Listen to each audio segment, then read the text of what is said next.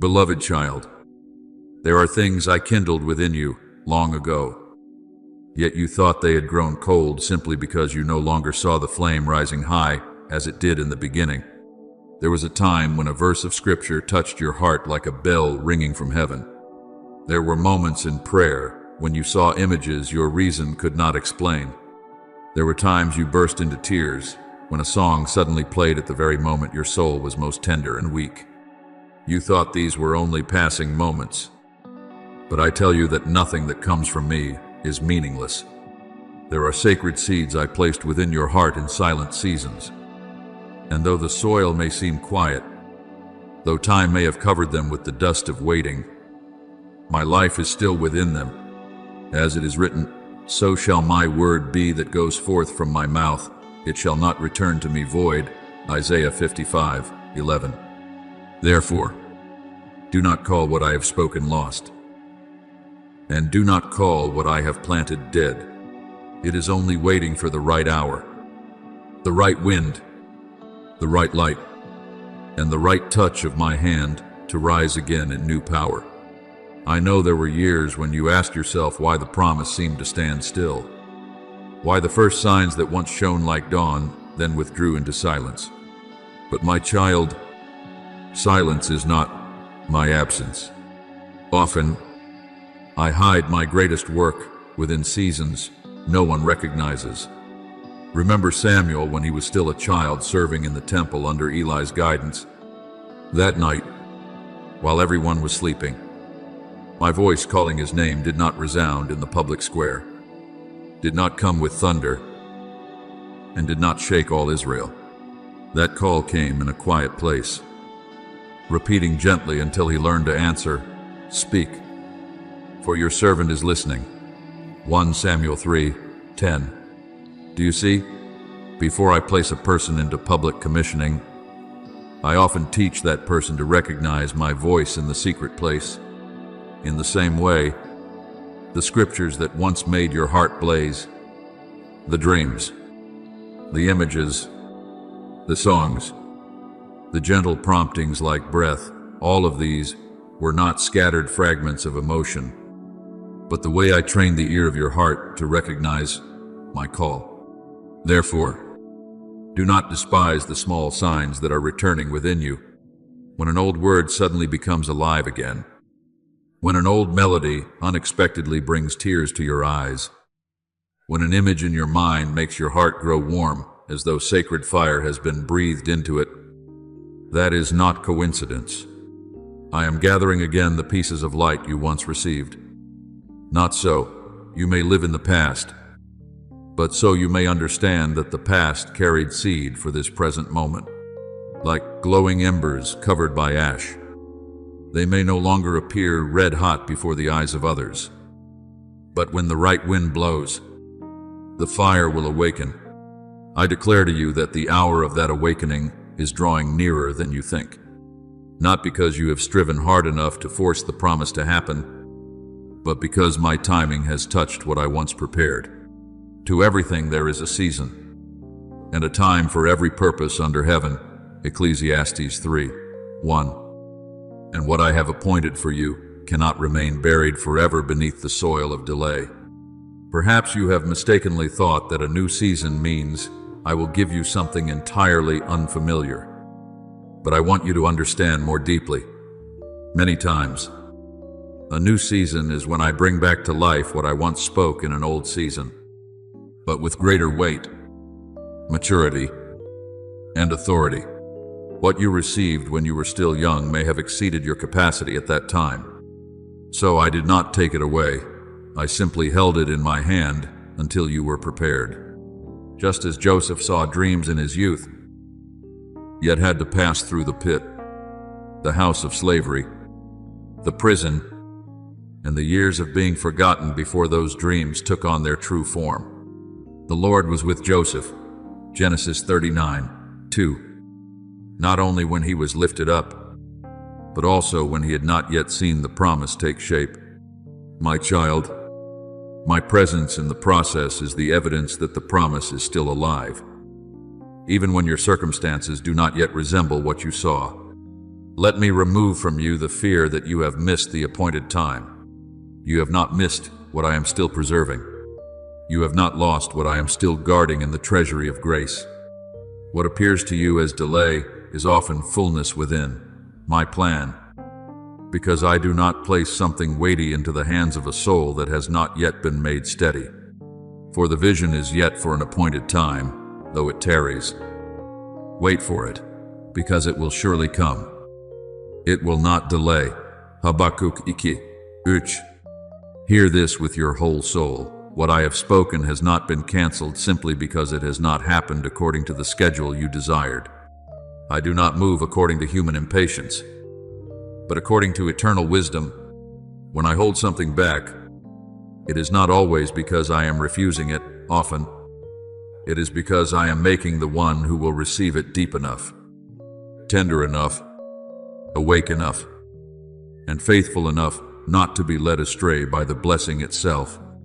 Now you will begin to recognize the sacred threads being woven together again. A verse of scripture you once underlined many years ago will suddenly carry new meaning. A prayer you thought had vanished into silence will return like an echo that has been answered. A song you once heard in a season of tears will sound again, but this time not merely to comfort you, but to confirm you. I am teaching you to reread your journey by my light, not by the weariness of memory, for there are things that seemed scattered while you were living through them. But when the appointed time arrives, you will see that I had arranged them like stones along the path leading you into fulfillment. As it is written, and we know that all things work together for good to those who love God, Romans 8:28. Not only some things, not only the things that are easy to understand, but even the things that once confused you will be set by me into their proper place within the greater picture. Beloved child, I do not want you to remember the promises only with regret. I want you to receive them with renewed faith. Do not say, I once burned brightly. Say instead, your fire is still within me, and now you are breathing a new wind. Do not say, I once heard your voice, but that was so long ago. Say instead, the one who called me before still knows my name today. I am the one who does not change. Jesus Christ is the same yesterday, today, and forever. Hebrews 13:8. If I once touched you through a word, I can still make that word blaze again. If I once planted a vision within you, I can still cause that vision to rise.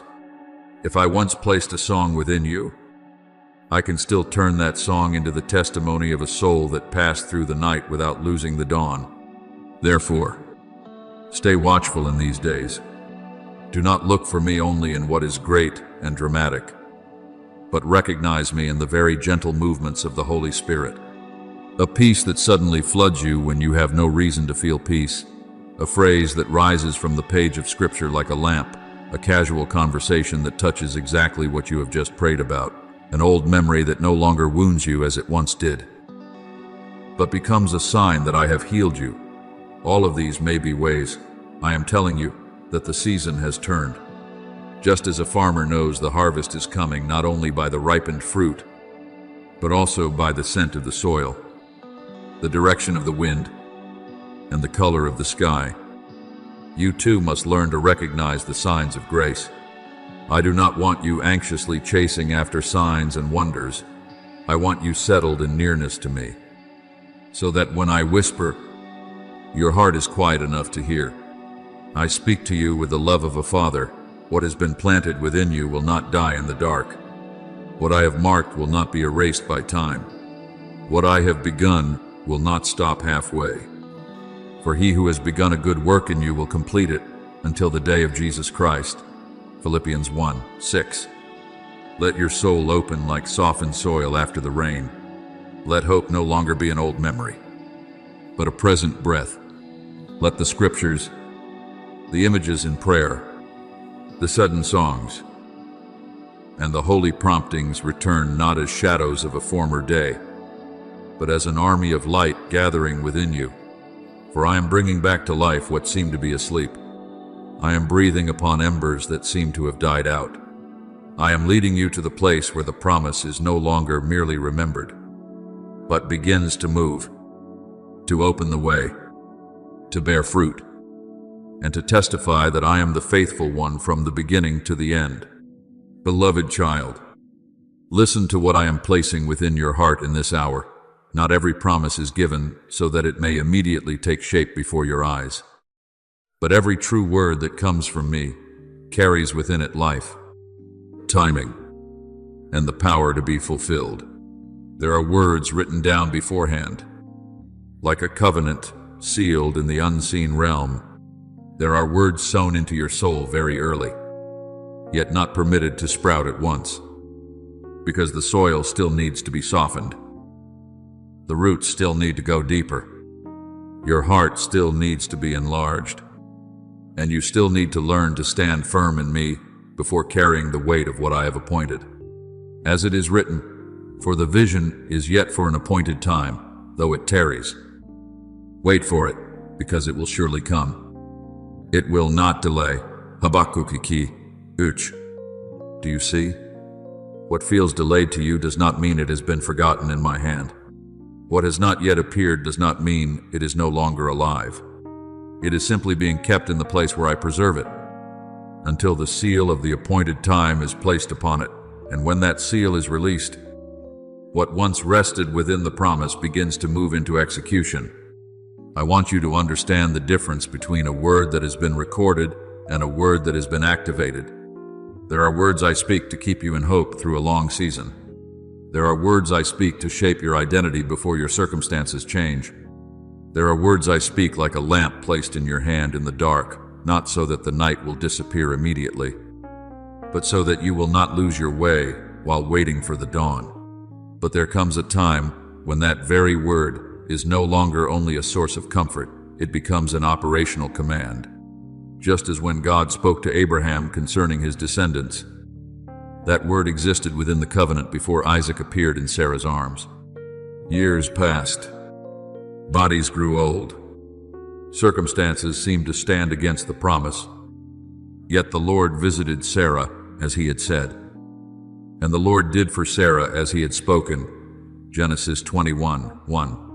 My child, what I have promised does not need favorable circumstances in order to become true. It needs my timing. And when that timing touches it, even what seemed too late must bow before my faithfulness. Therefore, do not look at the promise merely as a beautiful memory from old seasons of prayer. Do not cherish it only as a yellowed page tucked away in the drawer of your soul. I am doing something deeper. I am moving that word from the place where you merely remember it with your mind into the place where your soul recognizes it with confirmation.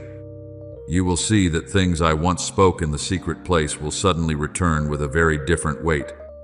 A scripture that lay silent for years will become alive like fire upon the altar. A prompting that once felt vague will now become clear and ordered. A prayer you thought had drifted far away will return like a bell announcing the hour. This does not come to make you nostalgic. It comes to testify that the spiritual gears have begun to move. The Lord will perfect that which concerns me. Psalm 138:8. And when I have set fulfillment in motion, no layer of time's dust can keep my word lying still forever. There are fulfillments, beloved child, that would overwhelm you rather than uphold you if they came too early.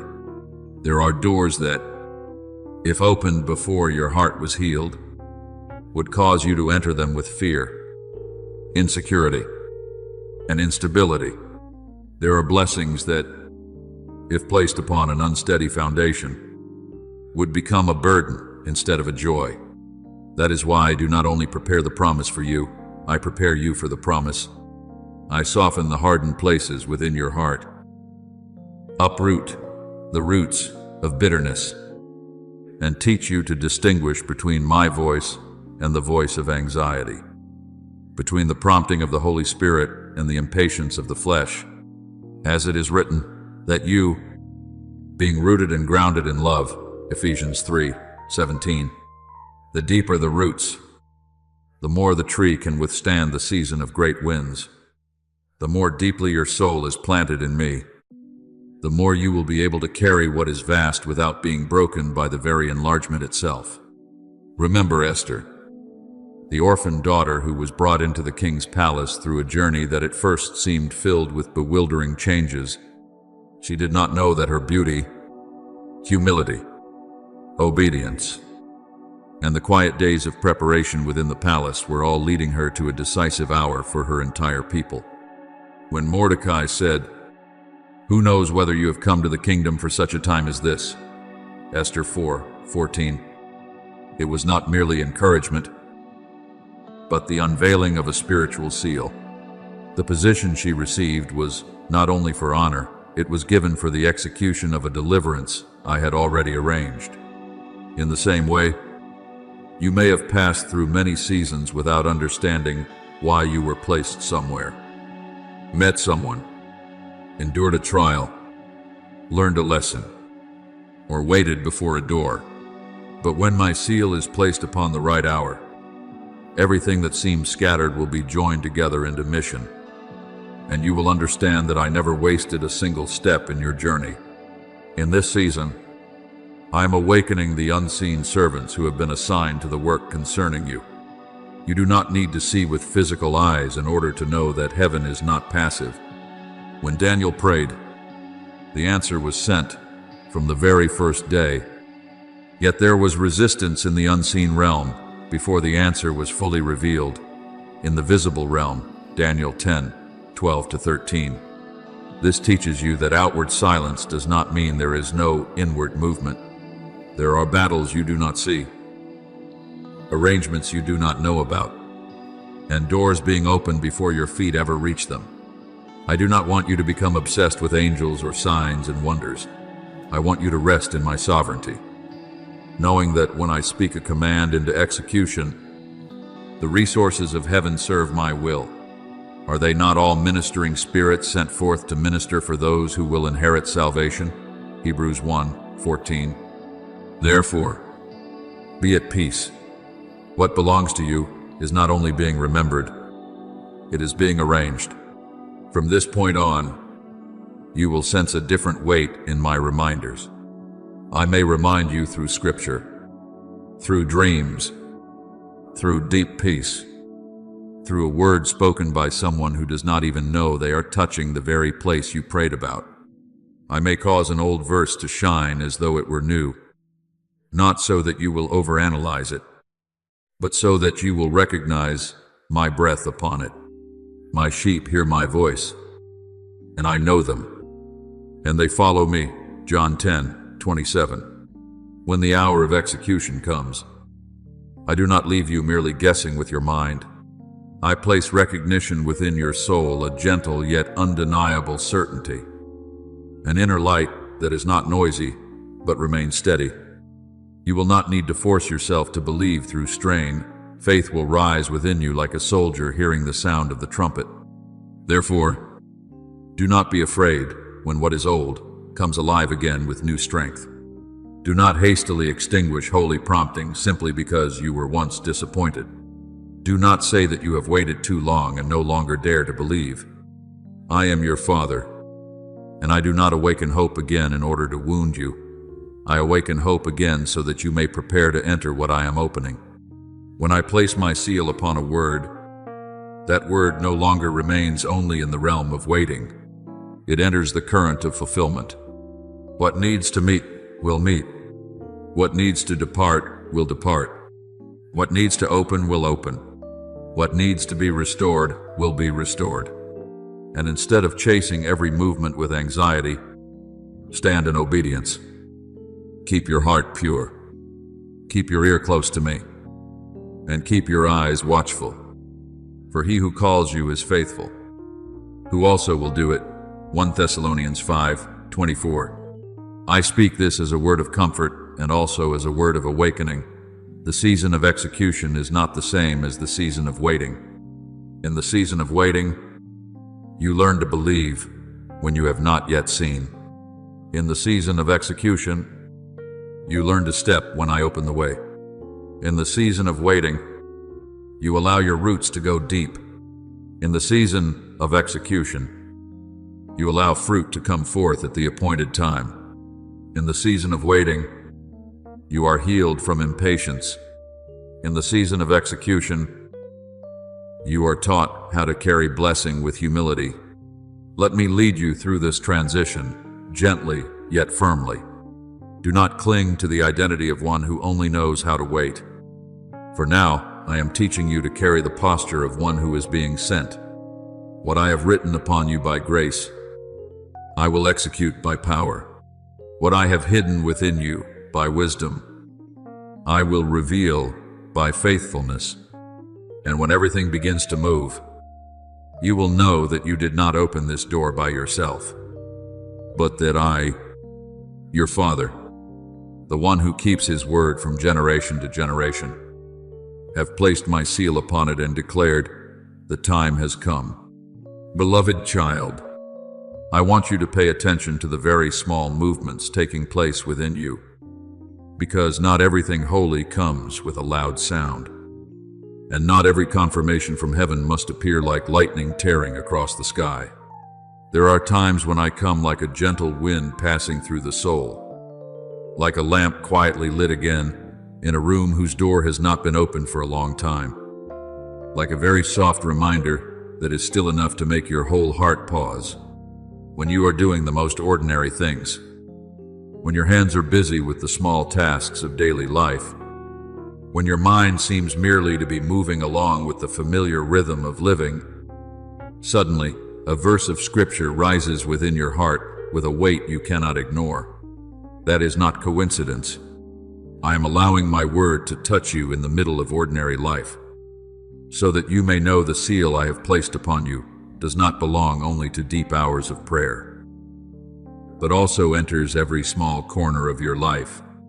As it is written, your word is a lamp to my feet and a light to my path. Psalm 119, 105. That lamp does not shine only in the sanctuary. It shines also in the small kitchen, on the road, in the middle of work, in silence, and in the moments when you thought nothing sacred was happening at all. My child, I know there were years when you grew weary from waiting, weary from having to hold on to hope without yet seeing the shape of what you believed. There were times when you thought you needed to try harder to remember what I had spoken, to pray with greater intensity, to seek more fiercely, to force your heart to burn as it once did. But I do not teach you to live under that strain. I am your Father, and I know how to call you back with tenderness. When I desire to awaken something within you, I do not always use pressure. Many times, I use a song, a note, a fragrance, a phrase, an image passing through your heart like a clear stream. It is in that gentleness that I am healing the exhaustion left behind by delay, not by might nor by power, but by my Spirit. Zechariah 4:6. What I am doing within you does not come from the rigidity of your will, but from the breath of the Holy Spirit, stirring again the things that belong to me. Remember Elijah when he stood on the mountain before me. There was a great wind that tore into the mountains, an earthquake, and fire. Yet I did not choose to reveal myself in those thunderous things. After all of it, I came to him in a still, small voice. 1 Kings 19, 11-12. Do you see? A weary soul does not always need a violent shaking. Many times, it needs a whisper close enough to know that I am still there. Elijah was exhausted, believed he was alone, and wanted to abandon the journey. But I did not crush him with rebuke. I fed him, gave him rest, and then called him with a gentle voice to bring him back into his mission. In the same way, when you sense small movements within your heart, an old image suddenly returning, a promise suddenly carrying new life, a holy longing suddenly growing warm, this is my way of saying that you have not been forgotten, and your journey is not over. There are things I once showed you in the secret place, but at that time you did not yet have the strength to understand them fully. There were images in prayer, like fragments of heaven falling into your heart. Beautiful yet difficult to explain.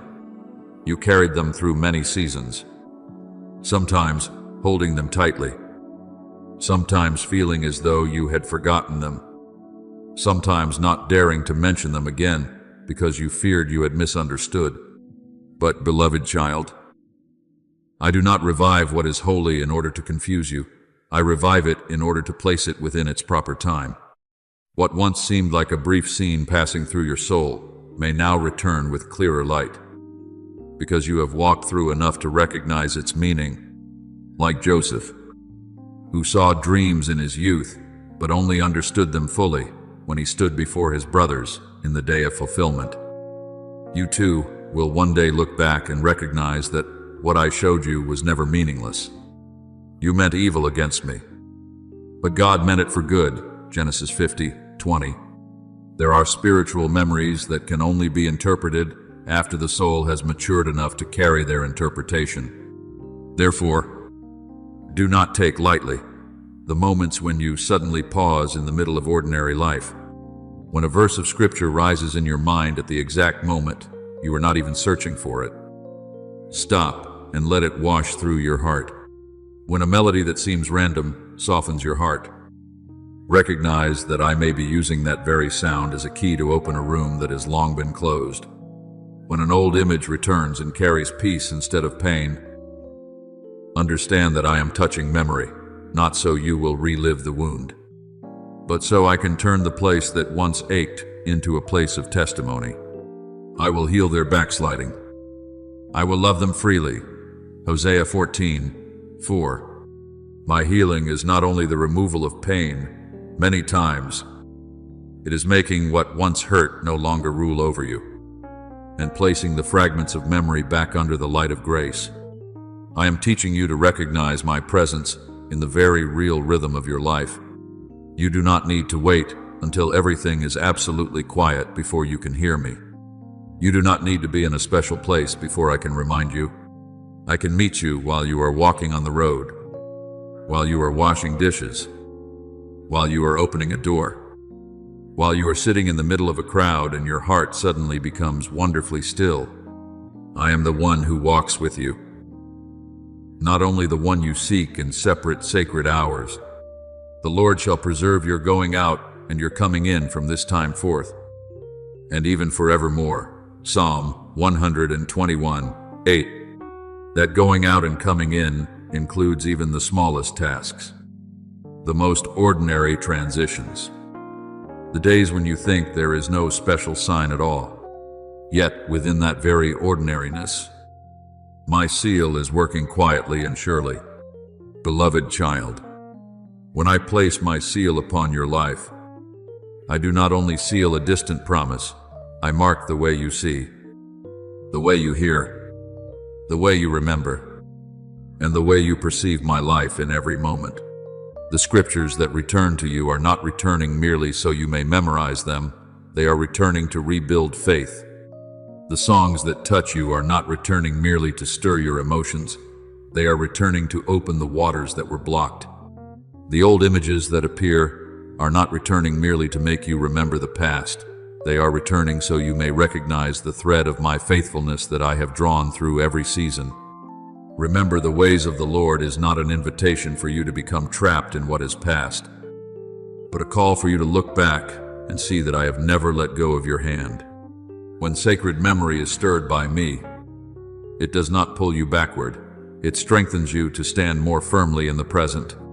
Do not fear my gentleness simply because you have grown accustomed to pressure. Do not doubt my clarity simply because it does not come with noise. Many times, the deepest thing I do within you begins with a very delicate touch, like dew upon the field before dawn. But do you know this, my child?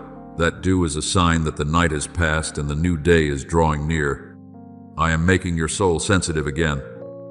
Not so you will become more easily wounded, but so you will recognize me more accurately. I am restoring your ability to hear, your ability to believe, and your ability to tremble before what is holy. The years of delay may have caused your heart to grow hardened in certain places, but I do not condemn you for that weariness. I draw near, little by little, to soften what has become dry, to rekindle what has grown cold, and to tell you that what belongs to me within you is still alive. Therefore, walk through these days with gentle watchfulness. Do not anxiously hunt for signs, but do not ignore the small reminders I place along your path either. Let your heart respond with simplicity. Father, I am listening. When I bring something back to your remembrance, receive it. When I cause you to pause it. When I make a verse of scripture shine within you, let it become bread for that day.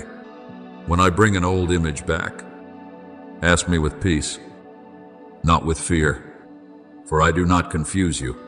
I lead you into recognition. I do not force you to remember. I awaken sacred memory at the right time.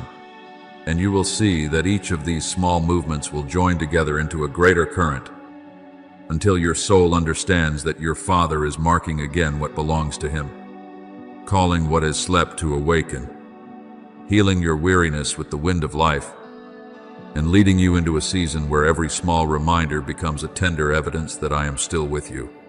Beloved child, there are things you have hidden very deep within your heart, not because you no longer believe, but because you are afraid that if you touch them again, the old pain will awaken. There were petitions you once offered with tears, dreams you once wrote down in the secret place, hopes you once held with all the purity of your soul. And then time passed, and those things seemed to be placed into a silent drawer. You did not throw them away, but you also did not have enough courage to open them again. You were afraid to see how much you once hoped. You were afraid to face the old pages and ask yourself why what you believed has still not taken shape. But today, I will not let you open that drawer alone. I sit beside you like a gentle father, place my hand upon the things you once stored away. And I declare, not one page has been forgotten by me. Not one tear has fallen without my seeing it. And not one prayer has flown into meaningless emptiness. As it is written, you number my wanderings, put my tears into your bottle. Psalm 56:8. Do you see? What seems old in your own eyes is still preserved in my holy memory. I do not reopen those pages to rebuke you for having hoped, nor to make you ashamed for having believed with a very tender heart. I reopen them so you may see that your waiting did not make you smaller, it made you deeper. The words you once wrote through tears are not evidence of weakness, but the marks of a soul that still chose to turn toward me even when there was no clear answer. You did not know how much you were being refined through seasons of being misunderstood, through days when you had to remain silent while your heart wanted to cry out, through the times you accepted loss, yet still did not allow bitterness to rule over you. I know every morning you woke up and decided to believe for one more day. I know every time you wanted to let go, but in the end, placed your heart before me again. The Lord is near to those who have a broken heart, and saves such as have a contrite spirit. Psalm 34:18. I was near to you in the days when you thought you were only trying to survive, and those very days laid the foundation for what I am about to do. Understand this. Beloved child, quiet faithfulness also has a sound before heaven. People often see only the result when the door opens, when the promise is fulfilled, when someone is lifted up or placed in a spacious place. But I see the foundation stones no one else sees. I saw the time you said yes when no one applauded. I saw the time you refused to lower your life just to feel less alone. I saw the time you held on to my truth, even while fear was pulling you back toward the old place. I saw that you did not sell your calling cheaply in exchange for temporary relief. As it is written, he who is faithful in what is least is faithful also in much. Luke 16:10. It is faithfulness in the small things, the unrecognized things, the things no one recorded, that has become a testimony before me that you can be entrusted with more. There is a story I want you to remember when David was anointed by Samuel among his brothers. He did not immediately ascend the throne. After the oil had flowed upon his head, he returned to the fields, returned to the sheep, returned to ordinary days where it seemed as though nothing had changed. But my child, from that moment, something invisible had changed. He still held his harp, still tended the flock, still lived among small tasks. But in the spiritual realm, the seal had been placed. In the years that followed, David had to face caves, pursuit, tears, waiting, and even the temptation to seize with his own hands what I had promised.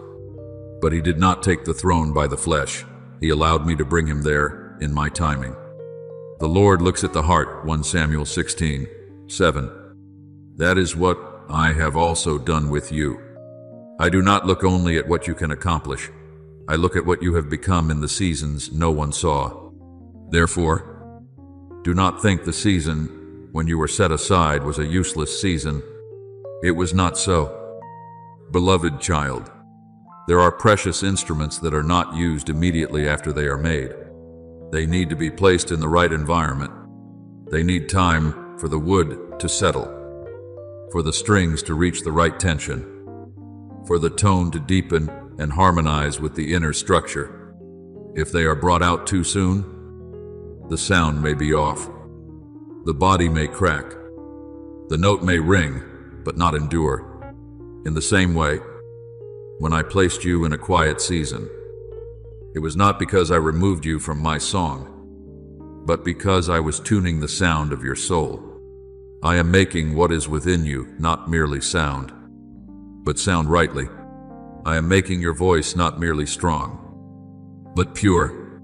I am making your presence not merely noticeable, but filled with holy weight.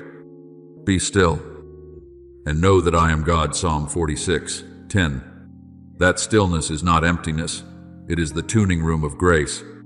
There were times when you thought you had been forgotten on a high shelf, like something no longer useful. But the truth is that I was protecting you from hands that had not been permitted to touch you. I do not allow every stage that calls you to have the right to use you. I do not allow every open door to become a place where you must enter.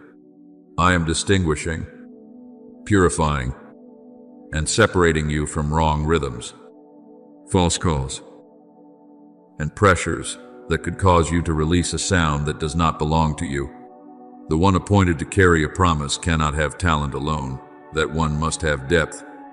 The one entrusted with what is holy cannot only know how to burn, that one must also know how to keep the flame.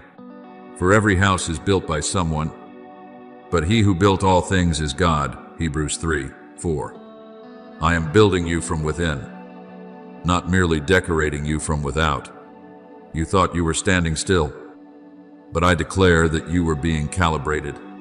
You thought you were falling behind, but I was making your foundation straighter. You thought you were slower than others, but I was bringing you into the rhythm that agrees with heaven. Do not compare your season of adjustment with someone else's season of manifestation.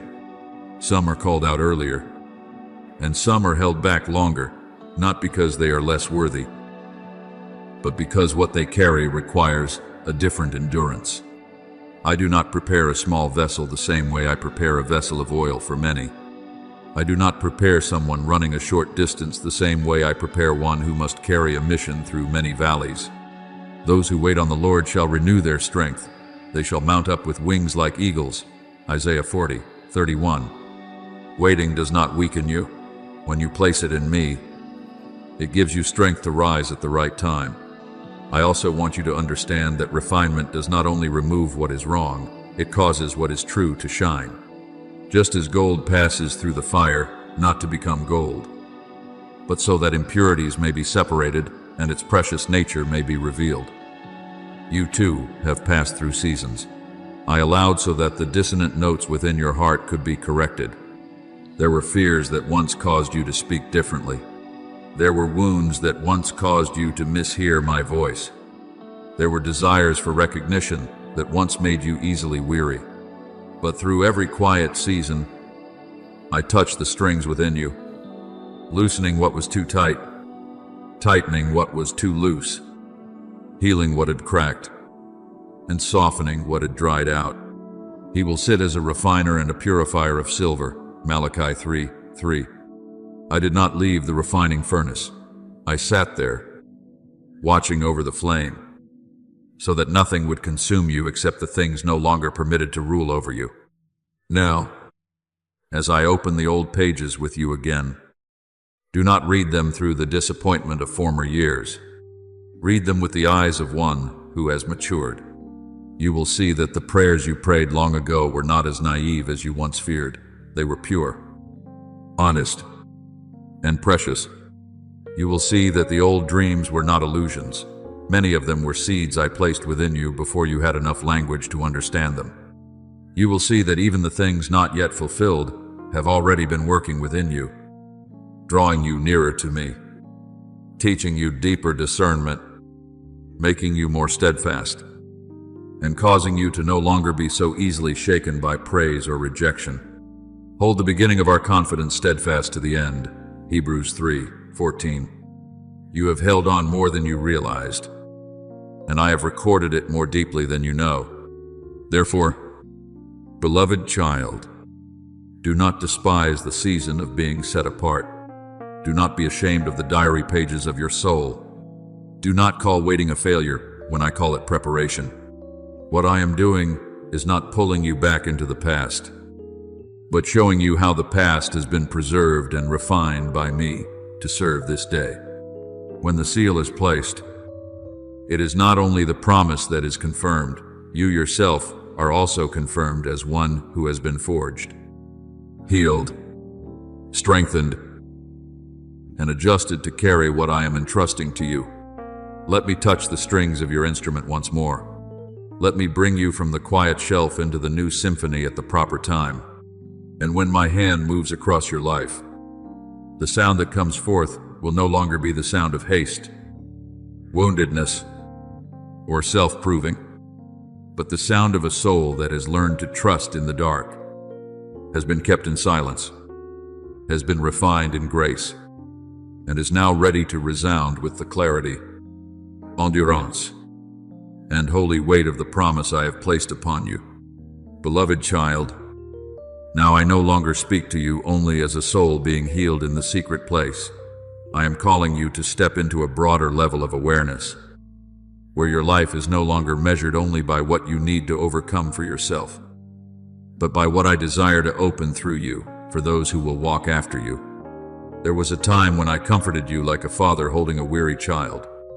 There was a time when I healed you like a physician, binding every hidden wound. There was a time when I placed you in silence to realign your heartbeat, your voice, your vision, and your endurance. But now, my child, I am lifting the call higher. This is not only the season in which you rise after pain, this is the season in which you rise as a sign to many others that they too can come out of darkness.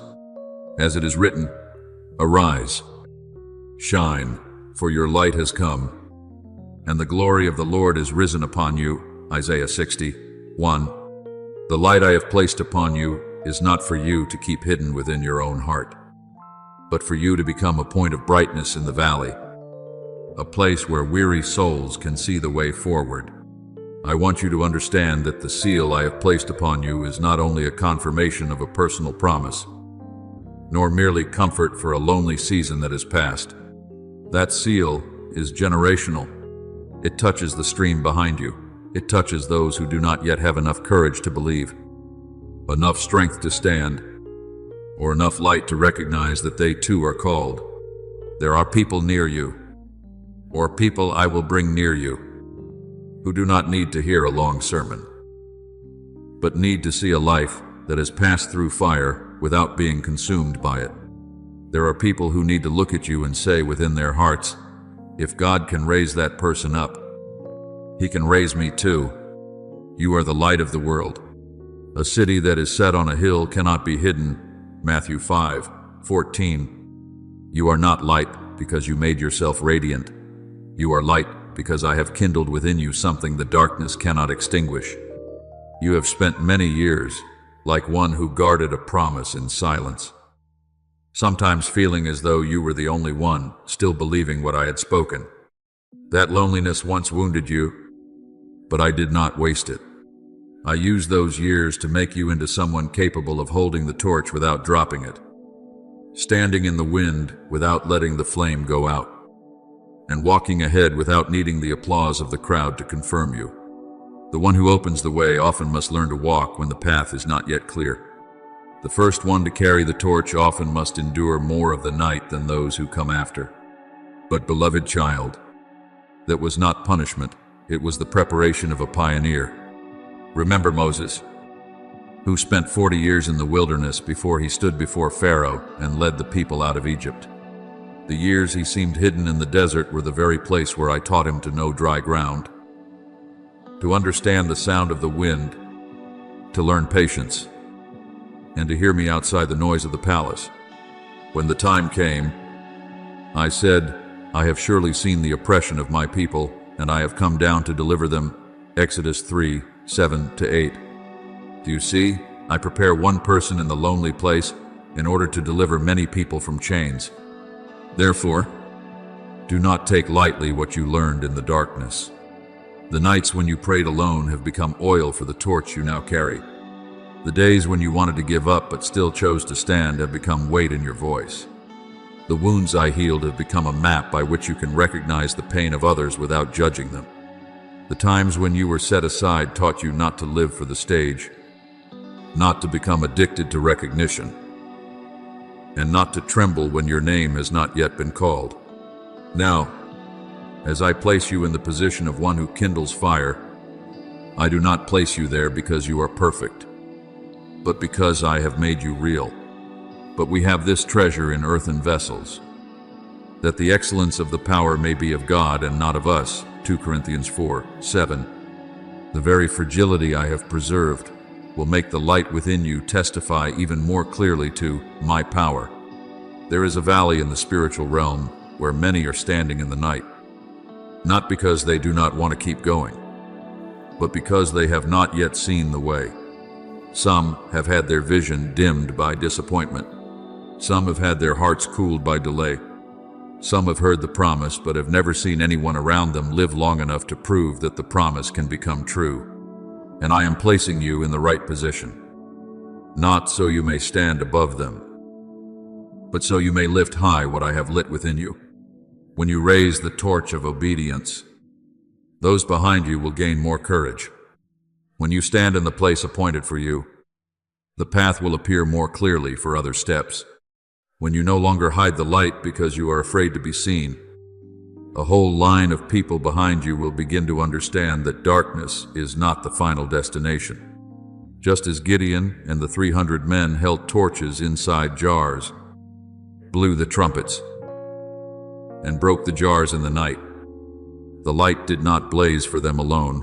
It shook the entire camp of the enemy. Judges 7. Sometimes I hide fire inside an earthen vessel until the appointed hour. And when the vessel breaks, the light becomes a weapon.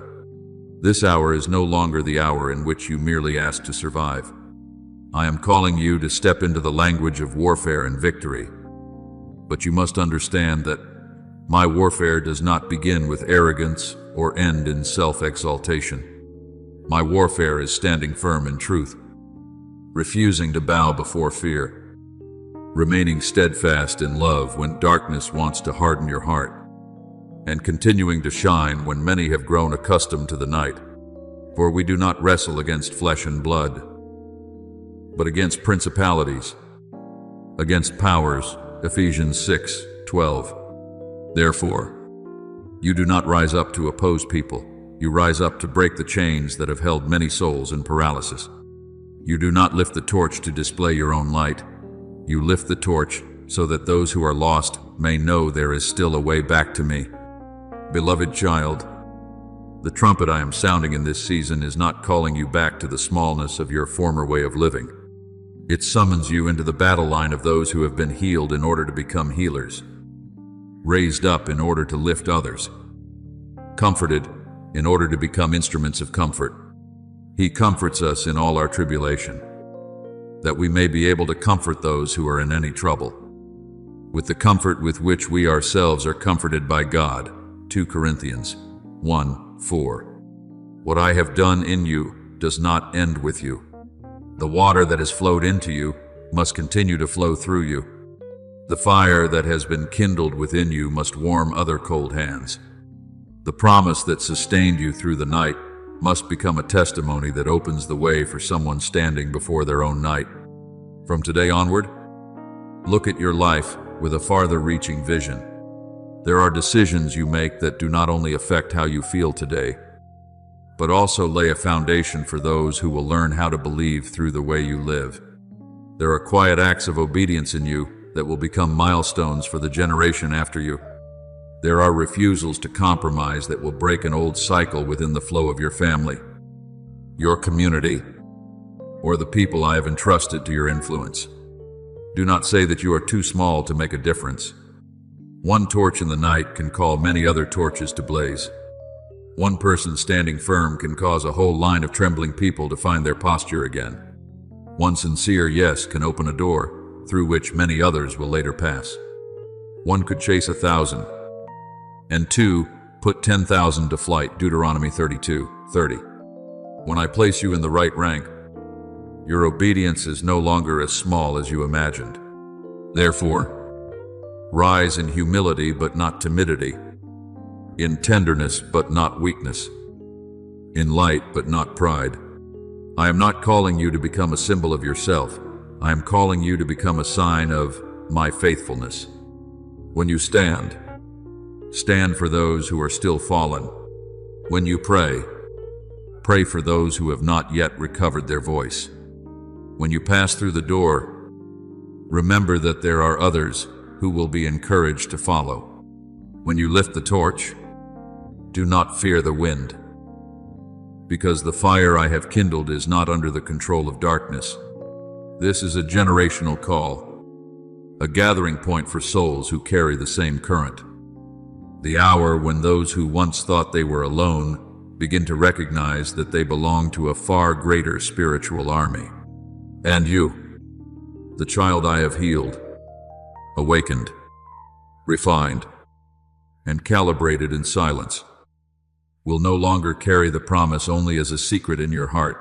You will carry it like a torch before a company of people, like a trumpet in the valley, like a living witness that victory is not a distant dream, but the appointed portion of those who allow me to lead them into the right position, the right time, and the right battle line of my glory.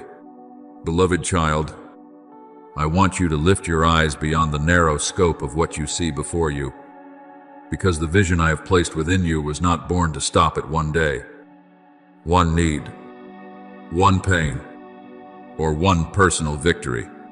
You once asked me to help you stand, and I heard you. You once asked me to heal the places where your heart had cracked, and I drew near. You once asked me to open a way for you to pass through seasons that seemed impossible to overcome, and I held your hand step by step.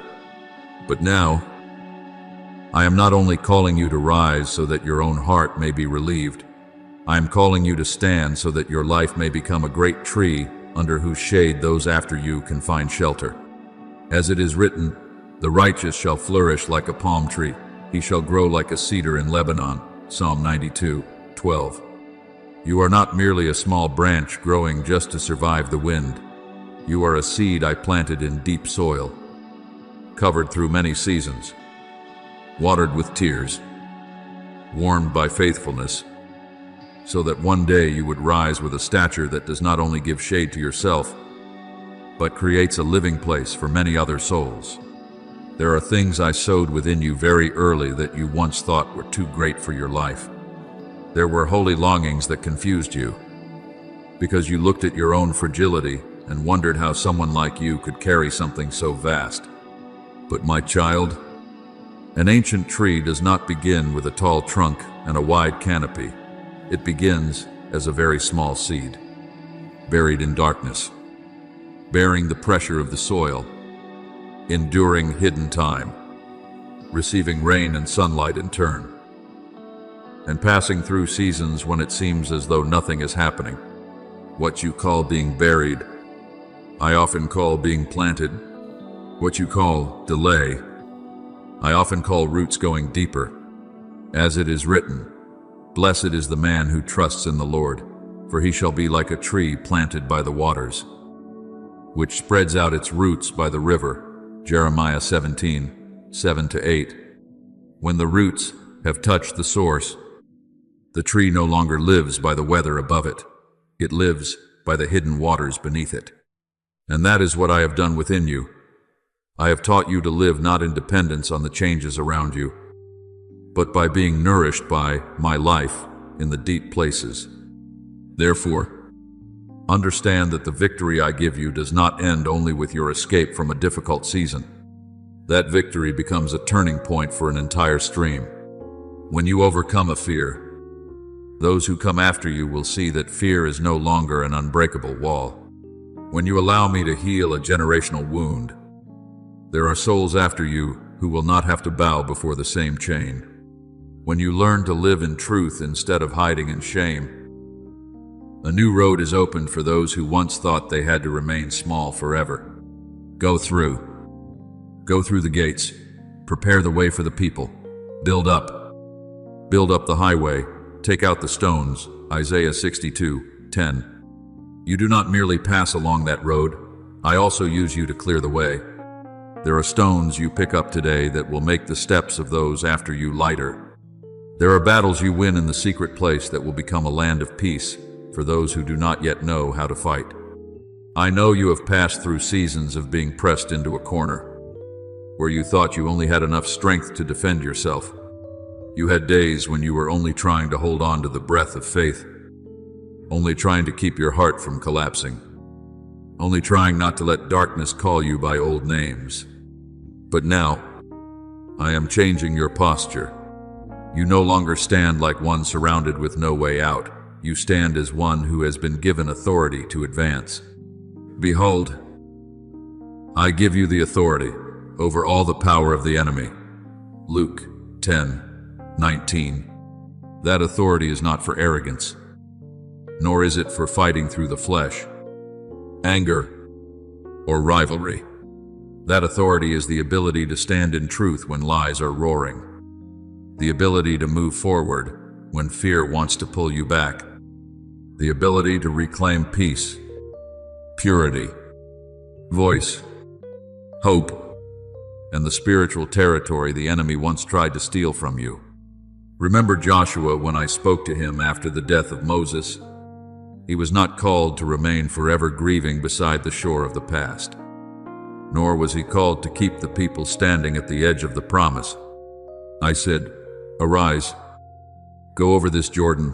Every place that the sole of your foot will tread upon I have given you." Joshua 1:2-3. Do you see? The land had already been given in my word, yet they still had to enter it through obedience. The promise did not exempt them from battle. The promise assured them that the battle was not meaningless. In the same way, you are not called to stand forever at the boundary of what I have promised. I am placing strategy in your hands, sharpening the sword of the word again, teaching you to recognize timing, and moving you from the posture of survival into the posture of possession. Not possession through ambition, but through obedience. Not seizing what does not belong to you, but receiving again the portion I appointed for you from the beginning. This battle, beloved child, did not truly begin today. Its signs were already appearing in the years when you were still very young. Through wounds you could not understand why you had to endure. Through losses that tried to silence you. Through times of being left behind that made you think you had no place. Through seasons of loneliness in which you learned to lean on me when no one was close enough to hold you up. The enemy saw the seed before you understood your own stature.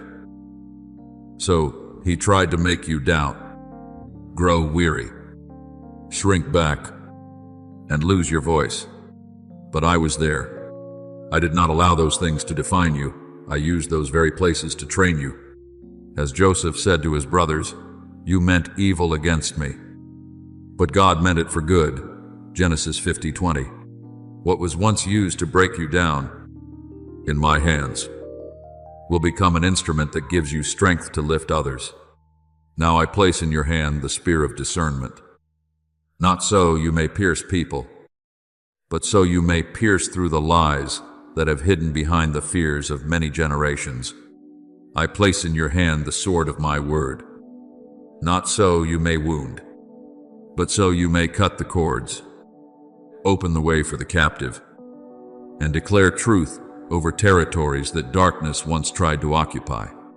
For the word of God is living and powerful, and sharper than any two-edged sword. Hebrews 4:12. I give you strategy, not the strategy of haste, but the wisdom that knows when to be silent, when to advance, when to pray, when to speak words of life, and when to wait for my signal. The one who overcomes in me is not the one who is always the loudest. It is the one who hears most clearly, obeys most quickly, and stands most firmly in what I have spoken. You will no longer only pray to be protected from every battle. You will learn to pray as one who carries authority, knowing that my presence within you is a fortress, a fire, a shield, and a command to advance. Put on the whole armor of God, that you may be able to stand against the wiles of the devil. Ephesians 6:11. Standing firm does not mean remaining motionless in fear. Standing firm means refusing to surrender ground to darkness. Standing firm is keeping your heart pure when you are provoked. Standing firm is keeping your voice when shame wants to silence you. Standing firm is continuing to love without allowing evil to control you. Standing firm is knowing that your victory was anchored in me before the battle ever appeared before your eyes. See yourself as the ancient tree I am growing. Your roots are the years of prayer in the hidden place. Your trunk is the endurance built through trial. Your branches are the abilities I have enlarged. Your leaves are the comfort, wisdom, and light that others will find when they draw near. The shade you create does not come from your perfection, but from my life flowing through you. One day, weary ones will sit beneath that shade and recover their breath. Those younger in faith will look at you and learn how to wait without becoming bitter. Those whose hope was once stolen will see in you evidence that what was stolen can be recovered in my name, and they shall rebuild the old ruins. They shall raise up the former desolations. Isaiah 61:4. You are called not only to receive restoration, but to become an instrument of restoration. Therefore, I say to you, grow beyond the old limits of yourself. Do not ask for a small life if I am giving you a wide vision. Do not ask only for shade for yourself if I am making you into a great tree for many. Do not ask only to escape the battle if I am training you to lead in victory. You do not advance by your own strength. You advance by obedience. You do not carry the sword for self-exaltation. You carry it for liberation. You do not bear the spear to display power. You bear it as a sign that you will no longer allow the enemy to occupy the territory I have given. And as you move forward, remember this: behind you are people who need to see someone go before them who dares to believe, dares to stand, dares to recover what was stolen, dares to rebuild what was ruined, and dares to become an ancient tree in a land that was once dry and barren. I am with you in this battle. I go before you like fire, behind you like a shield, within you like breath, and over you like a seal. This moment is not a passing outburst. It is the point where many years of my hidden preparation have converged. The wounds, the losses, the lonely seasons, the secret lessons, the promises preserved through tears, all of them have led you here. Now lift your eyes. Take hold of what I am placing in your hands. and step into the spiritual territory that has long been waiting for you. For I have not called you merely to survive beneath the shade of someone else's tree. I have called you to become an ancient tree of grace, a banner of victory, a waymaker for a generation that will know that in me, they are not only healed, not only raised up, but also sent forth to recover, to build, to shelter, and to testify that my power is still working through those who dare to believe until the end. My beloved, listen to me, not with your ears, but from the deepest place within your soul, the place where truth is not obscured by fear or by the shadows of old memories. I am leading you to a threshold that not everyone perceives, a moment not measured by human clocks, but appointed by the fullness of my divine design. There have been seasons in your life when everything seemed like trial upon trial, as though a fire burned without ceasing.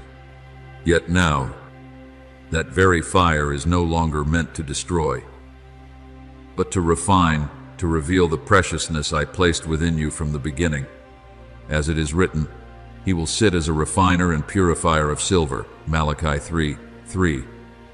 And you are no longer raw metal. You are being formed into a vessel set apart for glory. You may not have realized it, but every moment you thought you were falling was, in truth, a moment I was realigning what had been misdirected within your soul. What you have called delay has been my careful rearrangement, ensuring that you would not step outside of the appointed time. For my timing is never late, nor does it come before you are able to carry what it brings. This is the moment when the heavens are no longer silent. This is the hour when the word is released. As it is written, to everything there is a season, and a time for every purpose under heaven, Ecclesiastes 3:1. And your appointed hour has now begun to move. Understand this. My child, I did not draw you out of darkness, only for you to return to your former ways. I did not lead you through harsh seasons, so that you would continue to live within the small confines you once knew. What I am doing is not a surface repair, but a transformation of your very foundation. You once lived as one striving merely to endure each day, as though every resource were depleted. But I declare to you, that season has come to an end. As it is written, I have come that they may have life, and have it abundantly, John 10:10. You are no longer defined by lack, but by the abundance that flows from me. There is a story you must remember, the story of the widow in the time of the prophet Elisha. She possessed only a small jar of oil, so little that it seemed insufficient even for a single day. Yet when she obeyed my instruction and poured that oil into the empty vessels she had gathered, it continued to flow until there was no vessel left to receive it. The miracle did not begin with abundance, but with obedience within limitation. And when obedience aligns with my appointed time, limitation ceases to remain limitation. So it is with you, the very thing you hold, though it appears small in your eyes, is the seed for the multiplication I have already ordained. Therefore, do not continue to live with the mindset of one who fears loss. That fear no longer belongs to you. I have not called you to shrink back, but to expand. I have not placed you in this world to remain hidden, but to reflect my light. As it is written, you are the light of the world. Neither do people light a lamp and put it under a basket, but on a stand, Matthew 5:14-15. The light within you is not meant to be concealed, but to shine forth. The identity I formed within you is not meant to be suppressed, but to be revealed. You may still carry remnants of old patterns, limiting thoughts, defensive reactions, unresolved anxieties. But you must understand this. When I lift you into a new dimension, the old cannot go with you, not because I reject you, but because I am preserving what I have placed within you. As it is written, no one pours new wine into old wineskins, Luke 5:37. You are becoming a new vessel, prepared to contain what is new. And now, you are moving within my current, not by your own strength, but by my power at work within you. Your body, your mind, your soul, all are being drawn into a new rhythm, a rhythm no longer governed by pressure, but by my presence. As it is written, not by might, nor by power, but by my spirit, Zechariah 4-6. You do not need to strive to enter what I have already opened. You only need to yield. Therefore, my beloved, release what no longer aligns with where I am leading you. Lift your head not in pride, but in the awareness that you have been chosen to step into this appointed moment. This is not the result of your own effort, but of my grace. And as you walk in that truth, you will come to realize that what you once thought was a goal to attain was, in fact, a place I had already ordained to bring you into. Move forward, not with anxiety, but with conviction. For I do not merely go before you, I am within you, working all things to complete what I have begun. And as it is written, he who began a good work in you will carry it on to completion until the day of Jesus Christ, Philippians 1-6. You are no longer at the beginning. You are in the moment of fulfillment, the moment when what was unseen begins to emerge, and what was promised starts to take form in your very life. My beloved, there are images I do not choose at random, but place with intention to imprint deeply within your understanding. When I speak of an intersection or a closed circle, I am revealing to you a spiritual principle. There are moments when everything I have sown, everything you have endured, and everything I have ordained converge into a single, irreversible point. It is not a linear progression, but a divine convergence. As it is written, the end of a matter is better than its beginning. Ecclesiastes 7:8. Because when the appointed time arrives, what has long been prepared will erupt in a single moment. You are standing within that convergence, where the years you thought were delays were, in truth, a silent foundation. Look at the story of Joseph, a man cast into a pit, sold, and forgotten in a prison. Yet when my time came, no one could hinder his steps into the palace, not because he ran faster, but because my appointed hour had opened. As it is written, God sent me before you to preserve life, Genesis 45:5. Do you see? What you have called darkness was merely a corridor leading to the place I had prepared. And remember Ruth, a woman without status, without security, yet walking in faithfulness.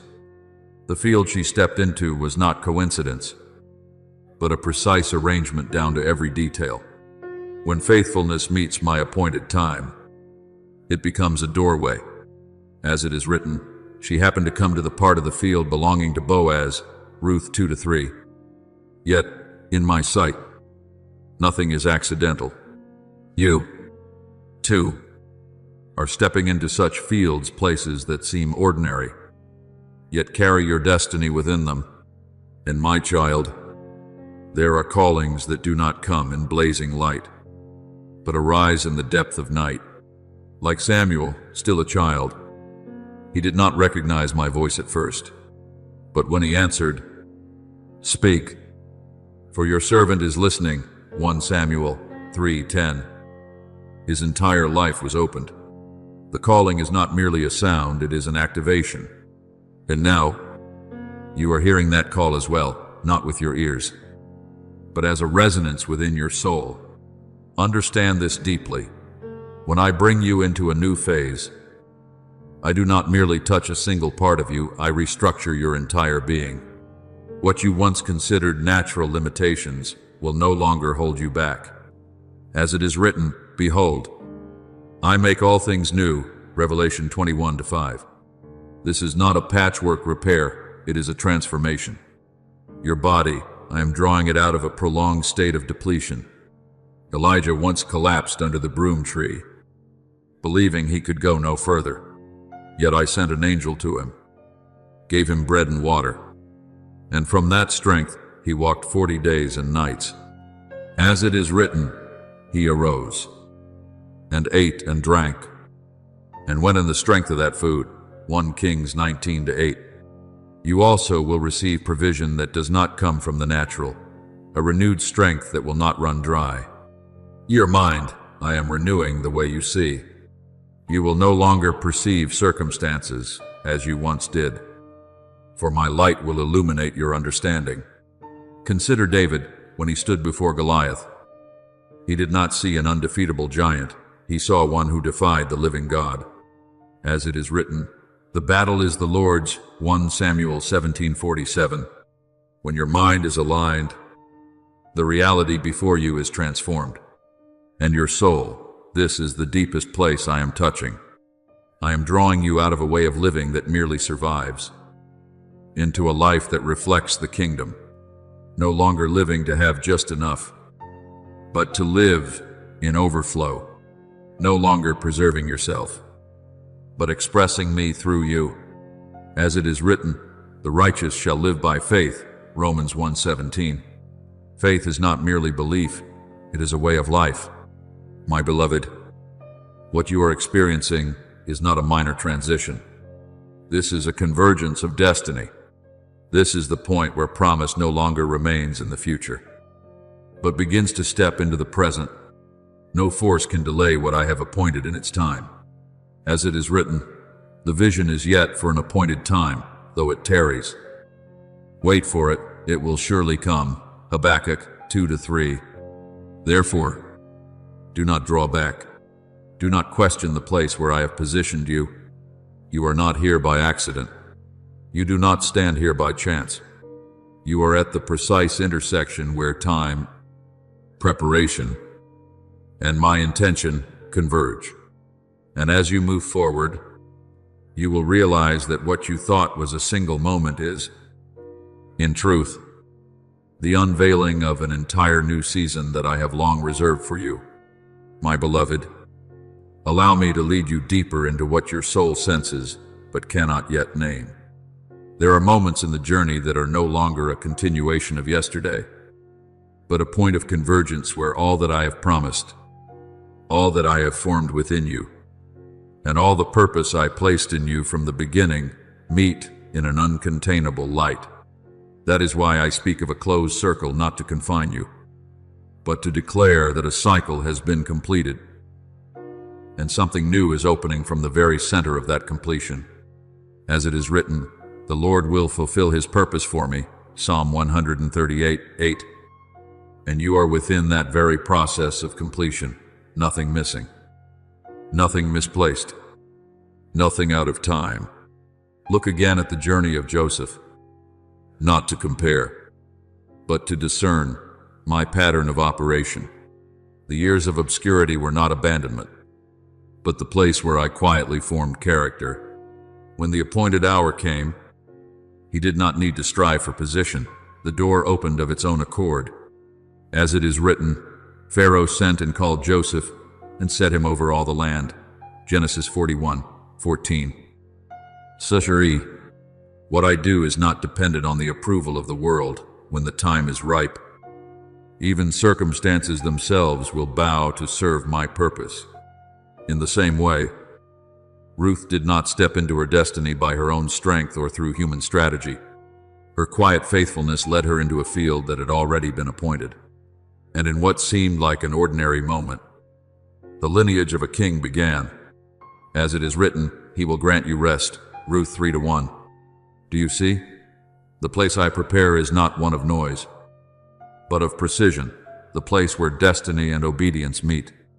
And my child, there are callings that do not arise in the midst of crowds, but come in deep stillness.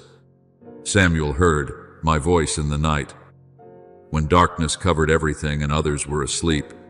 He did not recognize it at first, but when his heart became ready, that call became the beginning command of his entire life.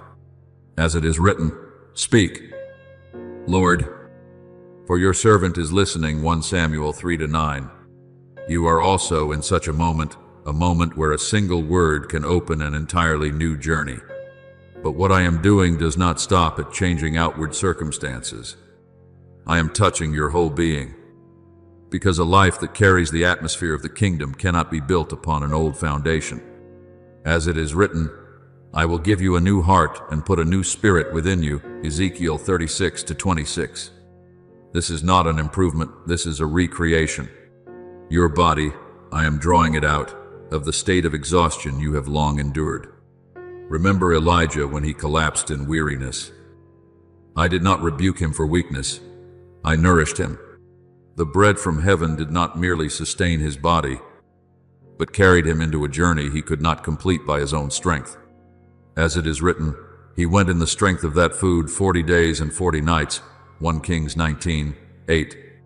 You also will be sustained in ways that transcend natural reasoning, for your source no longer comes from yourself. Your mind, I am renewing the way you perceive the world. No longer a vision shaped by fear or past experience, but one illuminated by my spirit. Look at David, while others saw danger.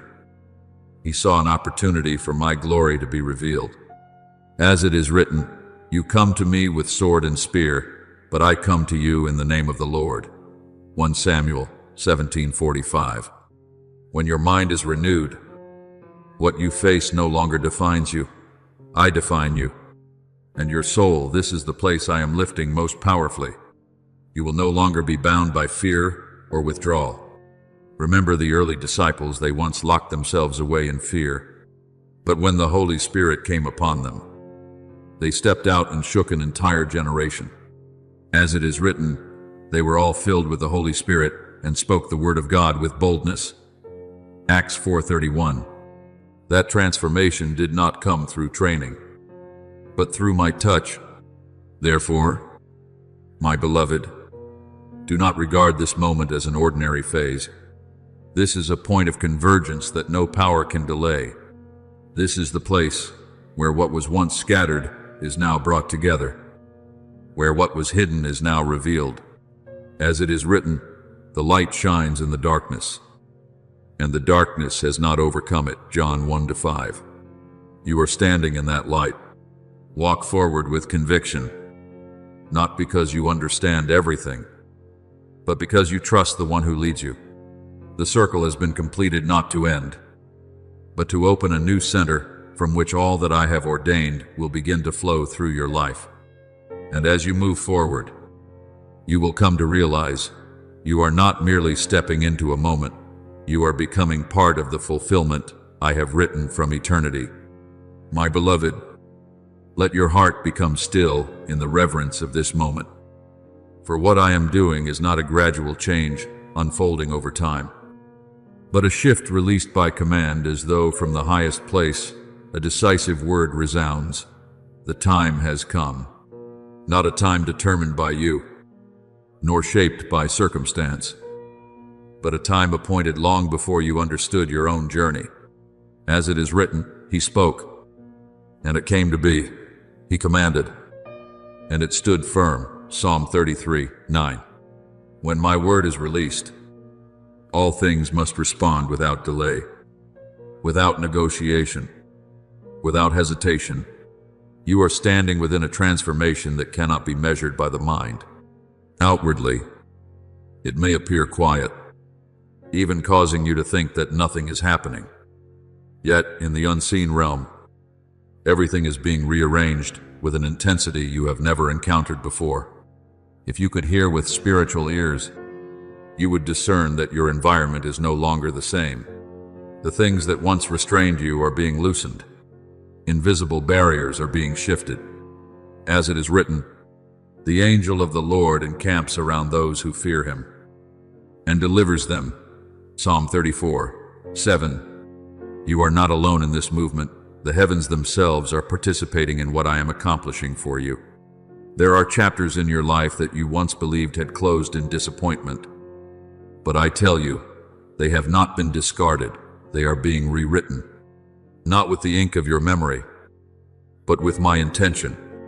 As it is written, all the days ordained for me were written in your book before one of them came to be.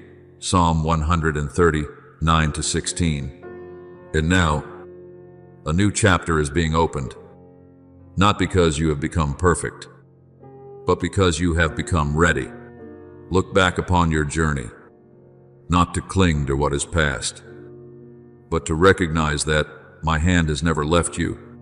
The trials you have faced were not signs that I had forgotten you, but instruments I used to deepen the foundation within you. As it is written, we glory in tribulations, knowing that tribulation produces perseverance, and perseverance, character, and character, hope. Romans 5, fear. Nothing you have endured has been without purpose. Every fracture has been a place where my light could enter more deeply. Remember the story of Shadrach, Meshach, and Abednego, 3 who entered the furnace not to be destroyed, but to be set free. The fire did not consume them. It burned away only their bonds. And in the midst of that fire, a fourth figure appeared, a testimony that I do not stand outside your trials, but enter into them with you. As it is written, the fire had no power over their bodies, only their bonds were burned. Daniel 3:27. So it is with you what you thought would destroy you is, in truth, releasing you from unseen constraints. The days you have wept have not weakened you, they have deepened you. The moments of silence have not emptied you. They have taught you to hear my voice more clearly.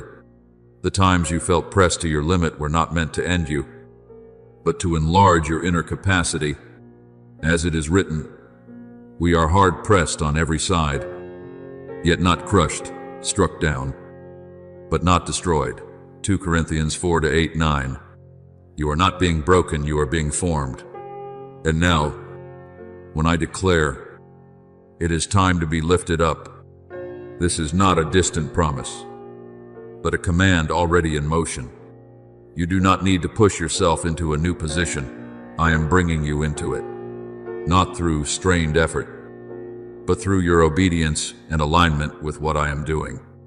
As it is written, be still and know that I am God. Psalm 46-10. There are doors that do not open by human strength, but by my presence. My beloved, do not measure this moment by what your eyes can see. Silence is not a sign of stagnation, it is the outer layer of a deeper movement. Like a seed hidden in the soil, no one sees it grow. Yet at the appointed time, it breaks through the ground and appears. As it is written, the seed sprouts and grows, first the blade, then the ear, then the full grain in the ear. Mark 4:28. You are in that very transition, the phase where the invisible is about to become visible. Therefore, stand firm in this awareness. You are no longer where you once were. You are no longer defined by what has passed. You are in an appointed moment, one in which, as you step forward, you will see that everything I have been preparing in secret is now emerging all at once. And when you look back, you will understand that no tear was wasted, no trial was without purpose, and no season was meaningless. Everything has led you to this very hour, where I call you forth, lift you up, and reveal you in a way that only I can accomplish. My beloved, listen to me as a conductor, carefully tuning each string within your soul. For what I am doing is not a temporary adjustment, but a complete restructuring so that you may resonate with the sound I ordained from the beginning. There was a time when you lived as one, counting each beat, just to avoid losing rhythm in the midst of chaos. Each step marked by hesitation, each breath shaped by survival. But now, I am no longer calling you to remain in that old rhythm. I am bringing you into a greater symphony where you no longer react to circumstances, but become the one who sets the rhythm. As it is written, He has put a new song in my mouth, Psalm 40:3. And that song is not an echo of the past, but the sound of a new reality being unveiled through you. Understand this clearly.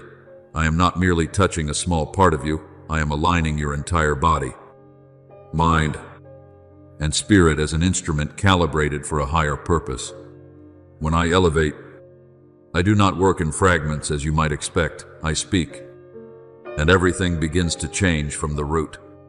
As it is written, if anyone is in Christ, he is a new creation.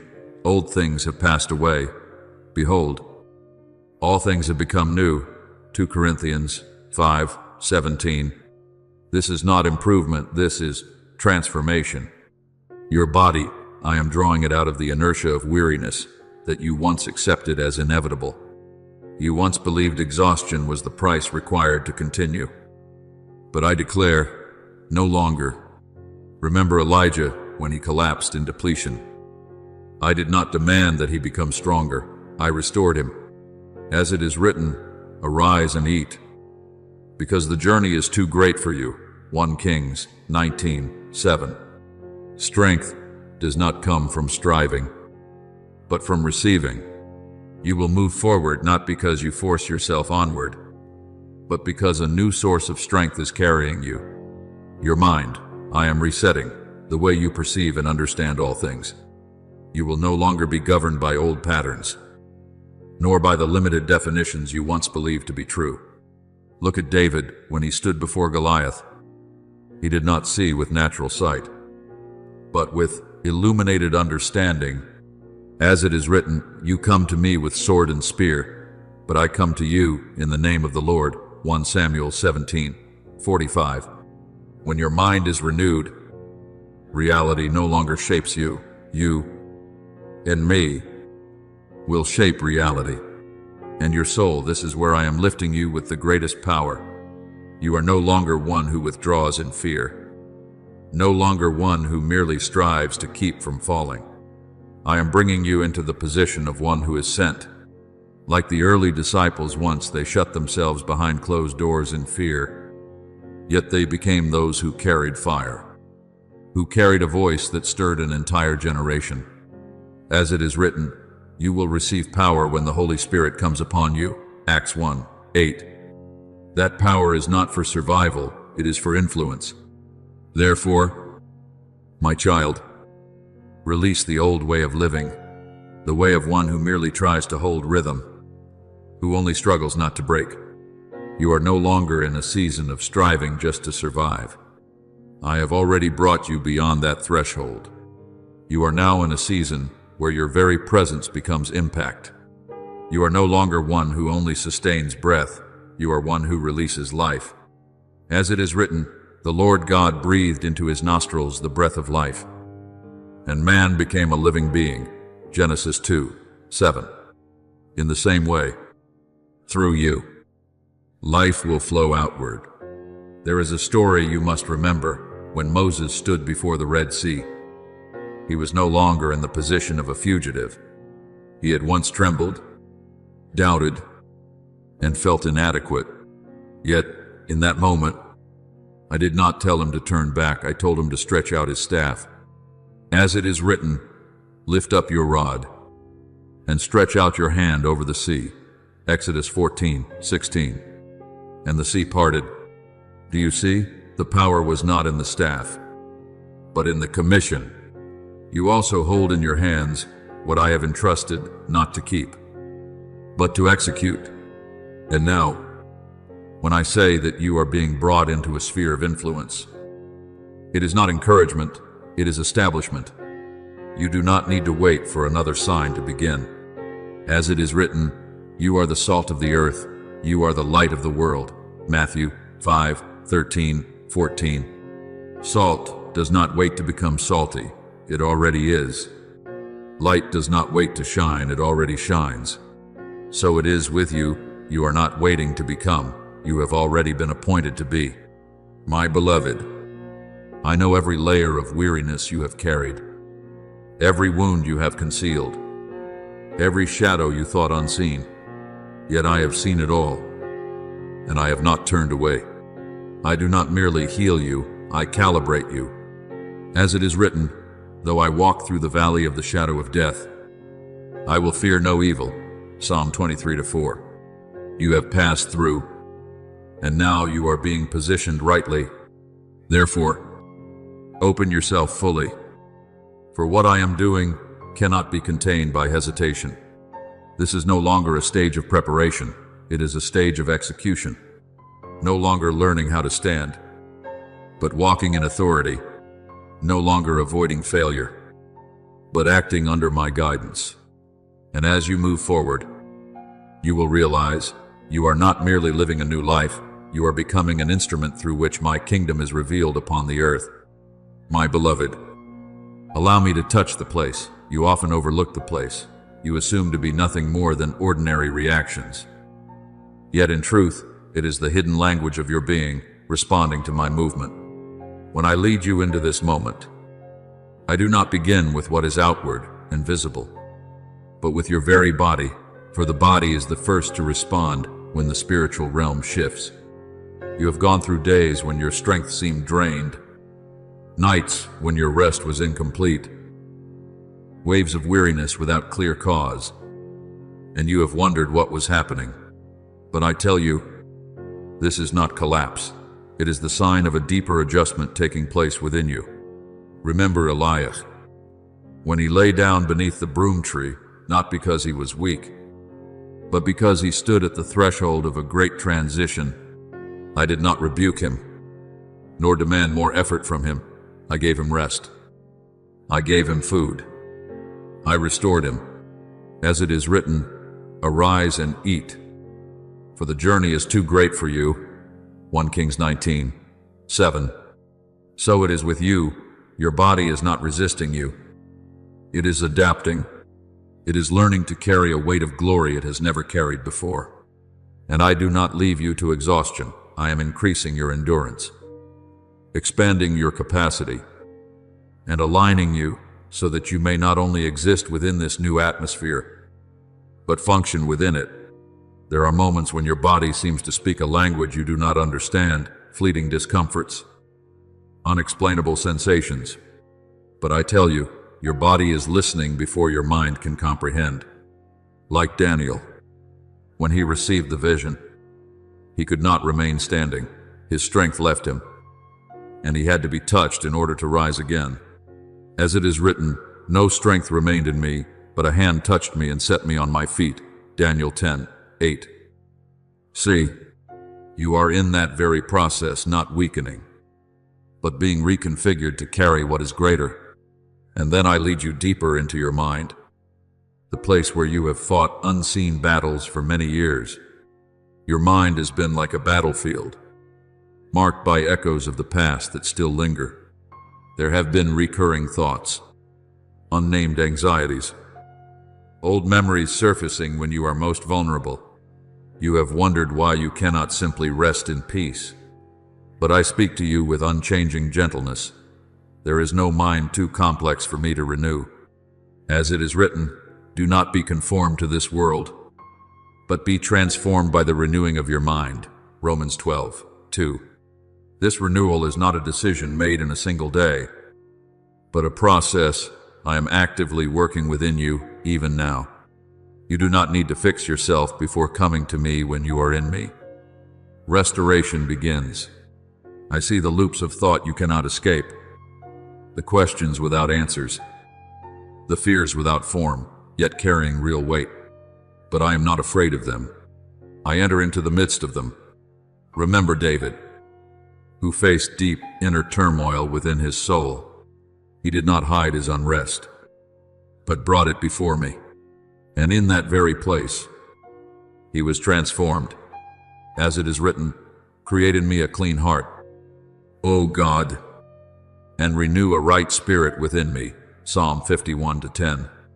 So it is with you, not by avoidance, but by openness. You are stepping into renewal.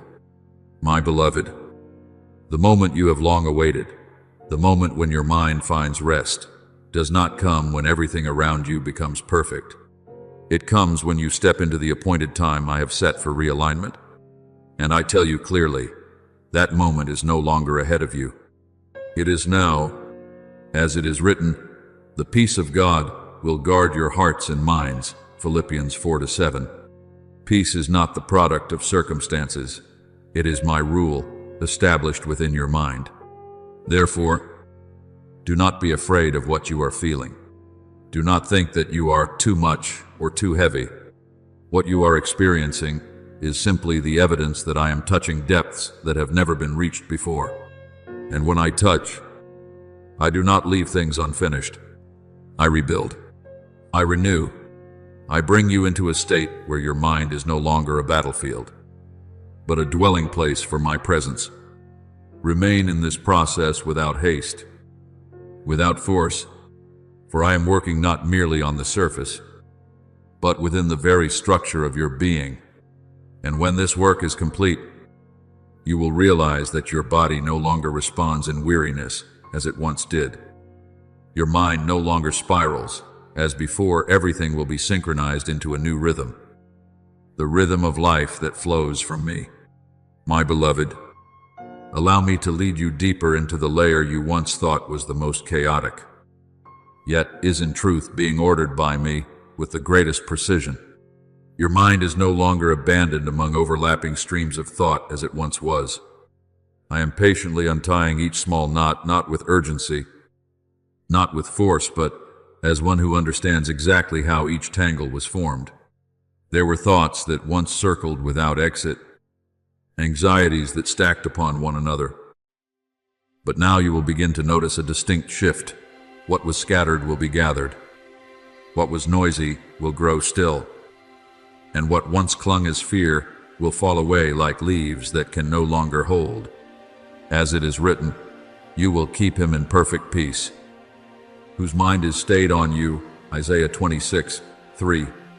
Peace is not the result of controlling every thought. It is the evidence that I am reigning within your mind. You will find that when your mind is realigned, you no longer struggle to understand as you once did. Clarity will come naturally, without strain. Decisions that once caused hesitation will become clear. The things that once confused you will no longer hold power over you. For I am bringing your mind into a different frequency, the frequency of the kingdom, where all things operate in order, in light, in truth. As it is written, God is not the author of confusion, but of peace. 1 Corinthians 14:33. When you are in me, your mind will reflect that very nature. Remember David, who faced countless pressures and dangers, yet did not allow his mind to be consumed by chaos. He learned to turn his thoughts toward me, and from there he saw what others could not see. As it is written, why are you cast down, O my soul? Hope in God. Psalm 42:5.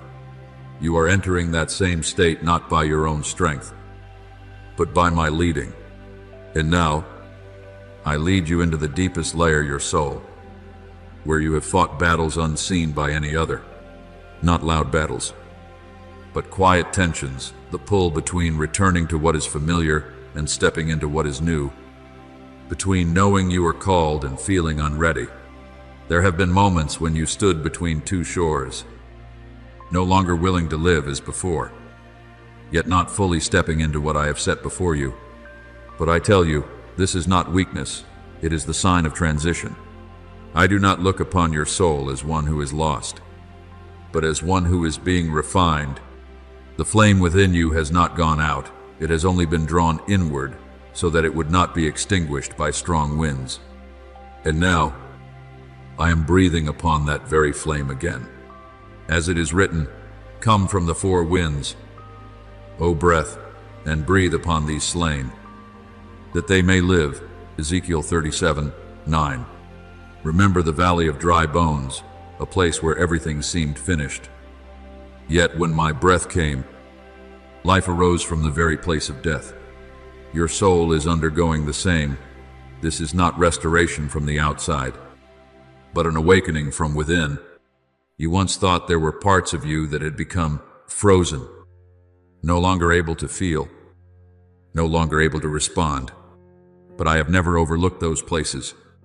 I touch them not forcefully, but with unwavering intention. And when I touch, life begins to move again. As it is written, he restores my soul, Psalm 23:3. This renewal is not a fleeting emotion, but a restoration that reaches to the root. Remember Peter, he believed he had failed completely after denying me. Yet I did not see him as one who was lost, but as one who would be restored and sent. And when I asked him, "Do you love me?" John 21:17, it was not to remind him of his failure, but to awaken his soul. So it is with you. I do not call you based on what you have done, but on what I know you will become. My beloved, allow this process to continue without resistance. Do not fear what is being dismantled, nor be troubled when old things fall away. For I am not only removing, I am replacing. I am not only cleansing, I am filling. And when your soul is breathed upon again by my Spirit, you will no longer remain in between. You will move forward, not with hesitation, not with fear, but with the vitality of one who knows they have been restored, renewed, and called to be revealed at the appointed time I have set. My beloved, let me speak to you with the insight of one who sees through every layer within you. For what I am doing is not a temporary repair, but a liberation from an old operating system that no longer aligns with where I am leading you. Your soul was not created to shrink in fear or merely endure from day to day. It is called to carry a different atmosphere, the atmosphere of the kingdom, where life is not limited by circumstance, but shaped by my presence. Therefore, I am stripping away from your spirit the remnants of a survival mindset, not because you are weak, but because you are no longer permitted to live at that level. As it is written, for God has not given us a spirit of fear, but of power and of love and of a sound mind. 2 Timothy 1:7. You no longer belong to fear, you belong to the strength established in me. You must understand that the assignment I have placed within you cannot be carried by a constricted soul. What I have called you to do does not affect you alone, it extends through others, through generations you have not yet seen. Therefore, your soul must be expanded, strengthened, and properly filled. As it is written, enlarge the place of your tent, do not hold back. Isaiah 54:2. I am not forcing you to become something foreign, I am restoring your true capacity, the capacity I ordained from the beginning. And hear this clearly, the realignment within you does not occur in fragments. Your body, mind, and spirit do not function independently. They operate as a system designed to move in harmony. When I touch one layer, I simultaneously affect all three. When your body begins to receive new strength, your mind no longer needs to remain in constant defense. When your mind becomes still, your soul begins to speak more clearly, no longer drowned in noise. And when your soul is strengthened, your body responds with peace and stability. As it is written, may the God of peace himself sanctify you completely, and may your whole spirit, soul, and body be kept blameless. 1 Thessalonians 5:23. I do not work in parts, I work to completion. And when you step into that state, you will no longer be shaped by circumstances. Rather than reacting to what happens, you will become the one who carries an atmosphere of peace, of clarity, of power. As it is written, the kingdom of God is not in word, but in power. 1 Corinthians 4:20. That power is not something you strive to produce. It is the natural result of a life aligned with me. But, my child, what I am doing in you does not end with you. Every time you release a fear, you are not only freeing yourself, you are breaking a chain that those who come after you will not have to bear. Every time you step into truth, you are not walking for yourself alone. You are opening a clearer path for those who will follow your steps. As it is written, the righteous walks in his integrity, his children are blessed after him. Proverbs 27. Your obedience today becomes the inheritance of tomorrow. Remember Abraham when he obeyed and left what was familiar. He was not walking for himself alone. He opened a lineage, a covenant, a pathway that generations after him would enter. As it is written, "In your seed all the nations of the earth shall be blessed." Genesis 22:18. So it is with you. What you do today carries meaning far beyond the present. Therefore, my beloved, do not see this transformation as an isolated personal journey. This is the opening of a flow. You are not being changed merely to live better, you are being changed to make way. I am enlarging your soul to carry what is greater, strengthening you to stand under greater weight, and illuminating you to lead others out of darkness. So yield to this process with trust. Do not shrink when I expand you. Do not fear when I remove what is familiar. For I do not take away to leave you empty. I take away to make room for what I am pouring in. And when this process is complete, you will no longer recognize yourself in the old way, because you will have become one who is aligned, filled, and sent to carry the influence I ordained from the beginning. My beloved, stand firm in my word. For this is no longer encouragement, it is the establishment of your identity. One you must no longer misunderstand. I did not create you to tremble before circumstances, nor place you in this world to live in constant caution. You do not belong to an atmosphere of fear, you were born from the source of authority. As it is written, I have given you authority over all the power of the enemy. Luke 10:19. When you understand this, you will no longer walk as one who is threatened, but as one who carries a presence before which all else must adjust. You once lived as one who conserved strength, measuring every reserve, restraining every step, as though you stood constantly on the edge of depletion. But I declare, this is no longer how you will function. You are not called to hold back a little for yourself. You are called to become a source that flows. As it is written, he who believes in me, out of his heart will flow rivers of living water. John 7:38. You are not a vessel afraid of running dry. You are a current that does not cease. Because your source is not within you, but in me. Understand this clearly. My child, I have not called you to live in strain. Striving is the language of those who do not know to whom they belong. But you know, you are not building your life by your own strength. You are carrying out what has already been appointed. As it is written, the Lord will fight for you. You need only to be still. Exodus 14:14. That stillness is not passivity. It is the steadiness of one who knows they stand within my authority. Look again at how I have lifted those I have chosen. Moses was no longer a fugitive when he stood before the sea. He was no longer trembling as he once was. When I spoke, he lifted his staff and the waters parted. As it is written, stretch out your hand over the sea. Exodus 14:16. The power did not come from the act itself, but from the commission behind it.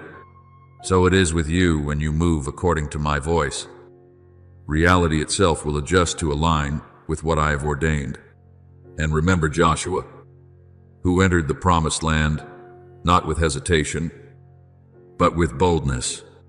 As it is written, be strong and courageous, for the Lord your God is with you. Joshua 1-9. That courage did not come from personality, but from awareness. When you know I am with you, you no longer need to reassure yourself. Therefore, my beloved, let this be deeply established within you.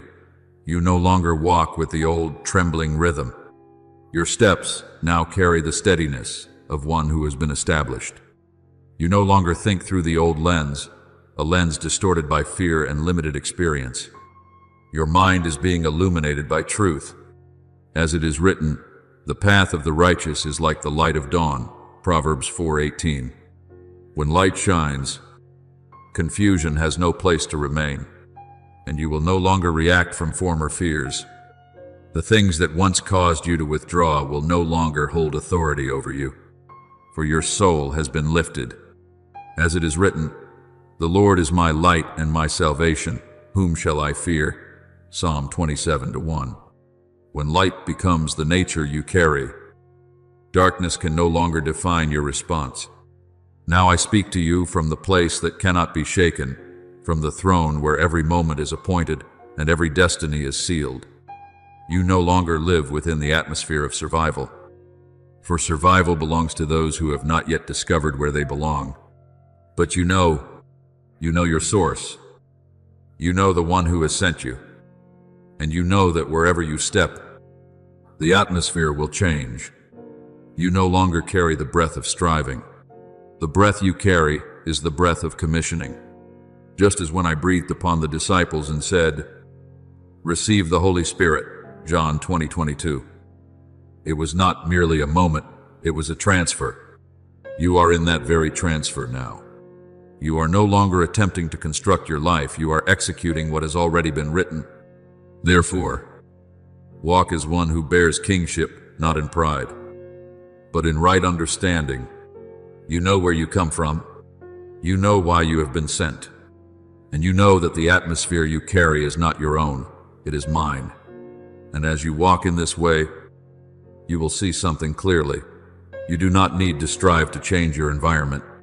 Your very presence, when aligned with me, will, in itself, transform the environment.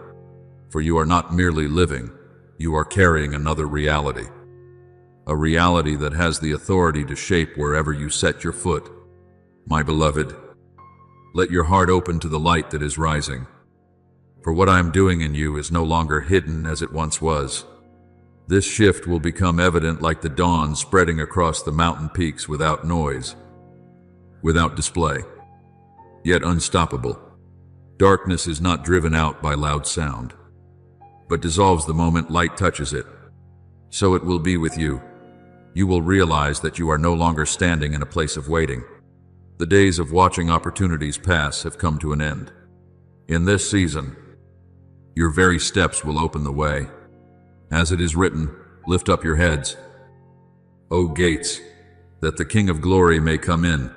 Psalm 24:7. And you are the place through which that gate is opened. You will no longer ask as you once did, will I be used?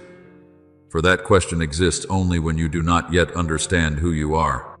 But when identity is revealed, hesitation has no place. The one who is chosen does not stand outside observing. The one who is chosen steps in and functions as one who has received the assignment. As it is written, you are a chosen generation, that you may proclaim the praises of him who called you. 1 Peter 2:9. You no longer need to prove your worth. You are called to reveal what I have placed within you. And my child, the fear of smallness is leaving you. Not because you are becoming great by the world's measure, but because you are beginning to see your true stature in me. That stature does not come from years, from accumulated experience, or from human recognition. It comes from my light growing within you. As it is written, the path of the righteous is like the morning sun, shining ever brighter till the full light of day. Proverbs 4:18. That light does not stop, it increases. And you will find yourself walking in a clarity you have never known before. You no longer live day by day merely to get through. Survival is no longer your aim. You are stepping into a different rhythm, the rhythm of one who influences, who opens the way, who carries an atmosphere that does not leave places unchanged. As it is written, the kingdom of God is not in word, but in power. 1 Corinthians 4:20. That power is not something you strive to produce. It flows naturally when you live in alignment with the identity I have placed within you. Look at Joshua when he stepped into the promised land. He did not stand outside calculating each step in fear. He stepped forward with certainty. And when his feet touched the ground, the waters stopped. As it is written, as soon as the soles of the feet of the priests touched the water, it stood still. Joshua 3:13. Do you see? The environment does not change first, so that you may enter, you enter. And the environment changes. That is how one who carries the atmosphere of the kingdom operates. And now, hear what I imprint upon your soul as an unshakable seal. This is no longer guidance, it is a command. carry my atmosphere into every place you step. Do not distinguish between small or great, between favorable or difficult circumstances, for that atmosphere does not come from the environment, it comes from you. As it is written, you are the light of the world, Matthew 5:14. Light does not choose where to shine, it shines wherever it is present. Stand as one who knows they are backed by heaven, not with arrogance, but with steadiness. As Elisha saw, when the army surrounded them, the servant saw only the enemy, but Elisha saw the heavenly host encircling them. As it is written, those who are with us are more than those who are with them, 2 Kings 6:16. So it is with you. Do not measure your position by what your eyes can see. There is a greater reality standing behind you. Act as one who has been sent, not as one searching for a place.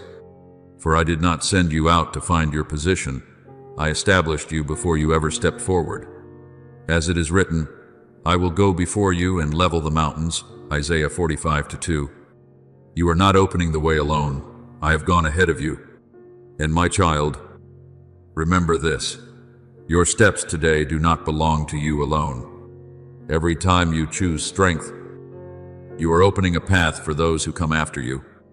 Every time you refuse fear, you are breaking a chain that future generations will not have to carry. As it is written, one generation shall praise your works to another, Psalm 145:4. What you live today becomes the inheritance of tomorrow. Therefore, live as one who understands that this moment is not accidental. It is not the result of circumstance or random choice. It is an appointed time marked, established, and opened by my own hand, and you are standing at its very center. When you walk in that awareness, you will no longer retreat. You will move forward not with hesitation, not with trembling, but with the dignity of one who knows they are living out what was written for them from eternity. My beloved, stand still in this moment, not as one concluding a journey, but as one stepping into a threshold that has already been opened. I am not speaking of a symbol, nor an idea for you to contemplate and forget. This is a reality in motion, a true door, where you are no longer standing outside in longing, but have been brought in to pass through. And I desire that you step through with clarity. You do not leave what I have spoken with a passing emotion, but with an established position, with the posture of one who is ready, and with the awakened awareness of a soul that has been marked beyond reversal. Look back upon your journey, not to return, but to recognize what I have woven in silence. Not a single long night was meaningless. Not a single tear was wasted. Not a single fall was left unused. I shaped endurance within you through them all. As it is written, you have turned my mourning into dancing, Psalm 30:11. This did not occur in a single instant, but as the result of a process, you have walked through a process from which I never turned my eyes. You have walked through stretches of the path where even you did not understand how you were still standing. There were seasons that seemed intent on breaking you, yet you remained, and it is in that remaining that a new nature was formed within you. As it is written, the testing of your faith produces perseverance, James 1-3. You did not merely survive the trials, you were shaped through them. Remember Joseph, he did not enter the palace empty-handed. He carried with him the years of being sold, forgotten, and tested, and those very things became the foundation for the position he stepped into. As it is written, God has made me forget all my hardship, Genesis 41-51. It was not that his memory was erased, but that it was transformed into strength. So it is with you, what you have endured has now become the weight of glory you carry. And my child, this is what you must hold firmly. You do not step into this moment in lack. You step in fullness. Not fullness according to the measure you once understood, but according to what I have prepared. As it is written, my grace is sufficient for you, 2 Corinthians 12-9. That sufficiency does not come from what you have accumulated, but from what I have formed within you through every season You may not yet see the full stature of who you are in this moment, but I do. I see that you are no longer the one from former days, the one who merely tried to stand, who struggled not to break. There is a stability within you now that you have not yet fully recognized. As it is written, "He shall be like a tree planted by the rivers of water," Psalm 1-3. Not because circumstances are favorable, but because your roots have gone deep. Therefore, as you stand before this door, do not step as one who doubts. Do not step as one unsure of whether you belong. You belong here. You have been prepared for this place, and I am the one who has brought you here. As it is written, "I have set before you an open door, and no one can shut it." Revelation 3-8. When I open, no power can hinder. Step forward with the awareness that your destiny is no longer in a state of potential. It has been activated. Not in a loud way, but in a way that cannot be reversed. Like a seed that has already sprouted, it cannot return to being a seed. So it is with you. You cannot return to your former way of living, because you have seen, you have heard, and you have been touched.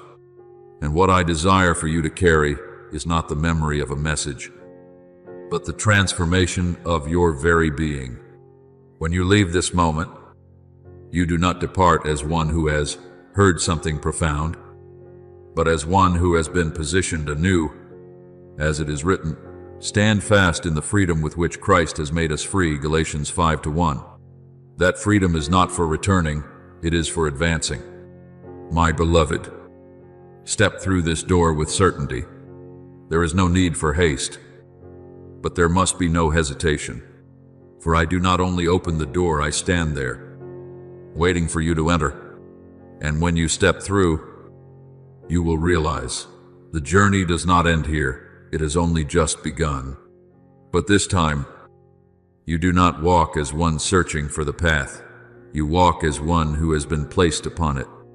My beloved, stand still in the reverence of what I am about to reveal. For this is no longer something you receive by emotion, but by the deep knowing of your spirit. I am drawing back the final veil, not to show you a distant vision, but to cause you to recognize the reality already set before you.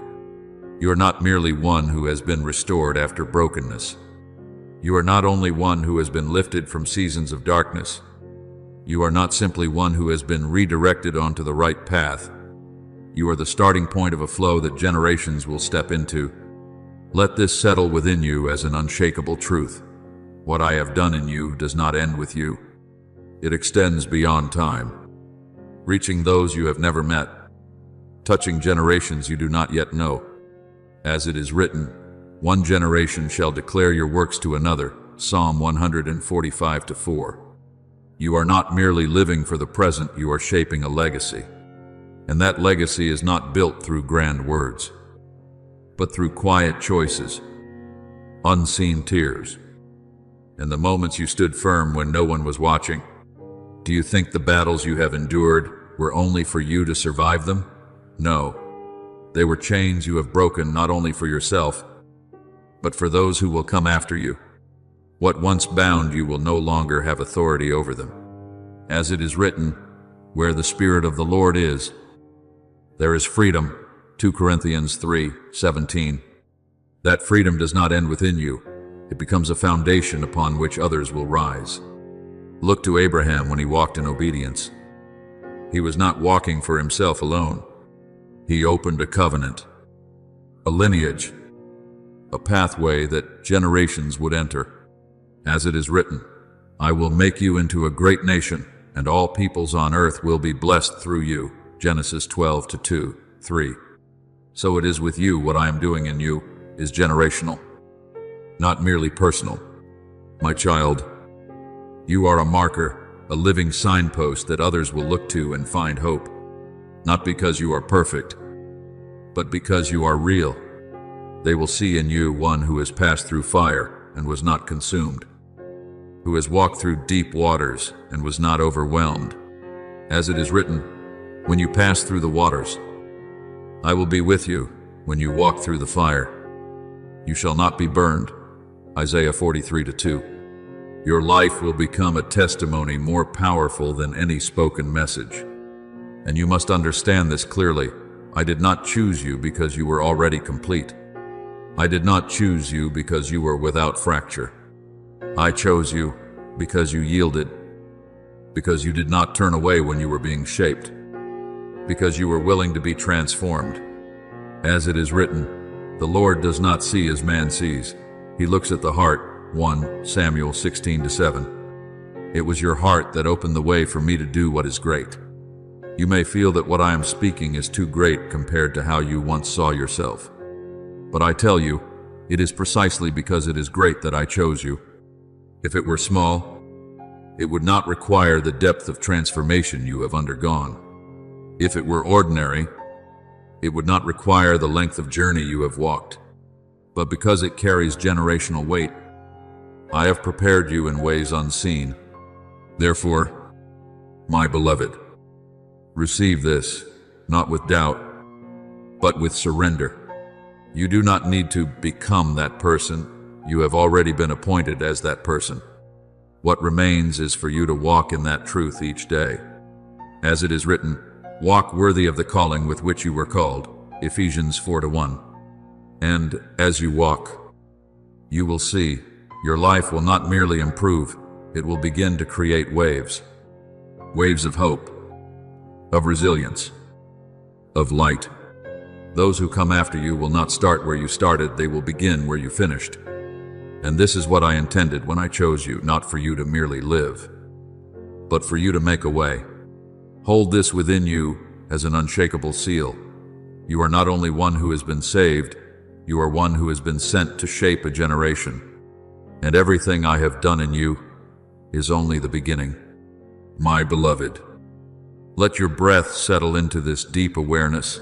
What is opening before you is not a neatly closed ending, but an irreversible beginning being unfolded. You no longer stand at the edge of hesitation as you once did.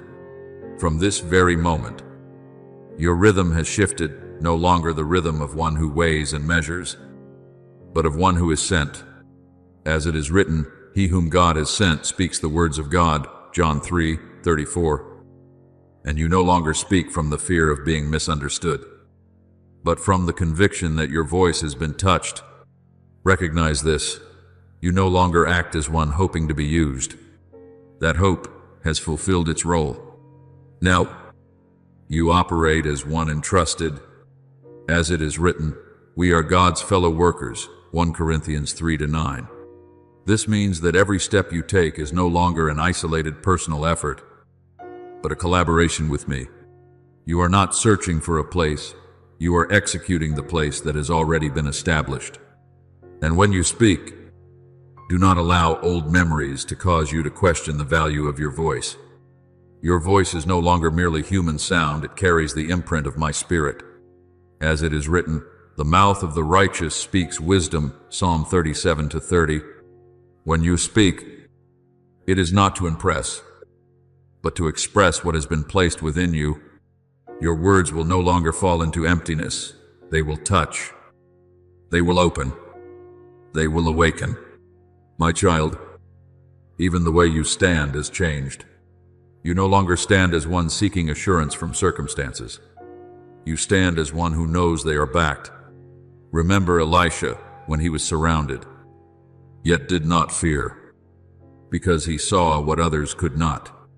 As it is written, those who are with us are more than those who are with them. 2 Kings 6:16. So it is with you. Do not evaluate your position by what is visible. There is an unseen reality standing behind every step you take. And now, as you look ahead, let that vision be cleansed from former anxieties.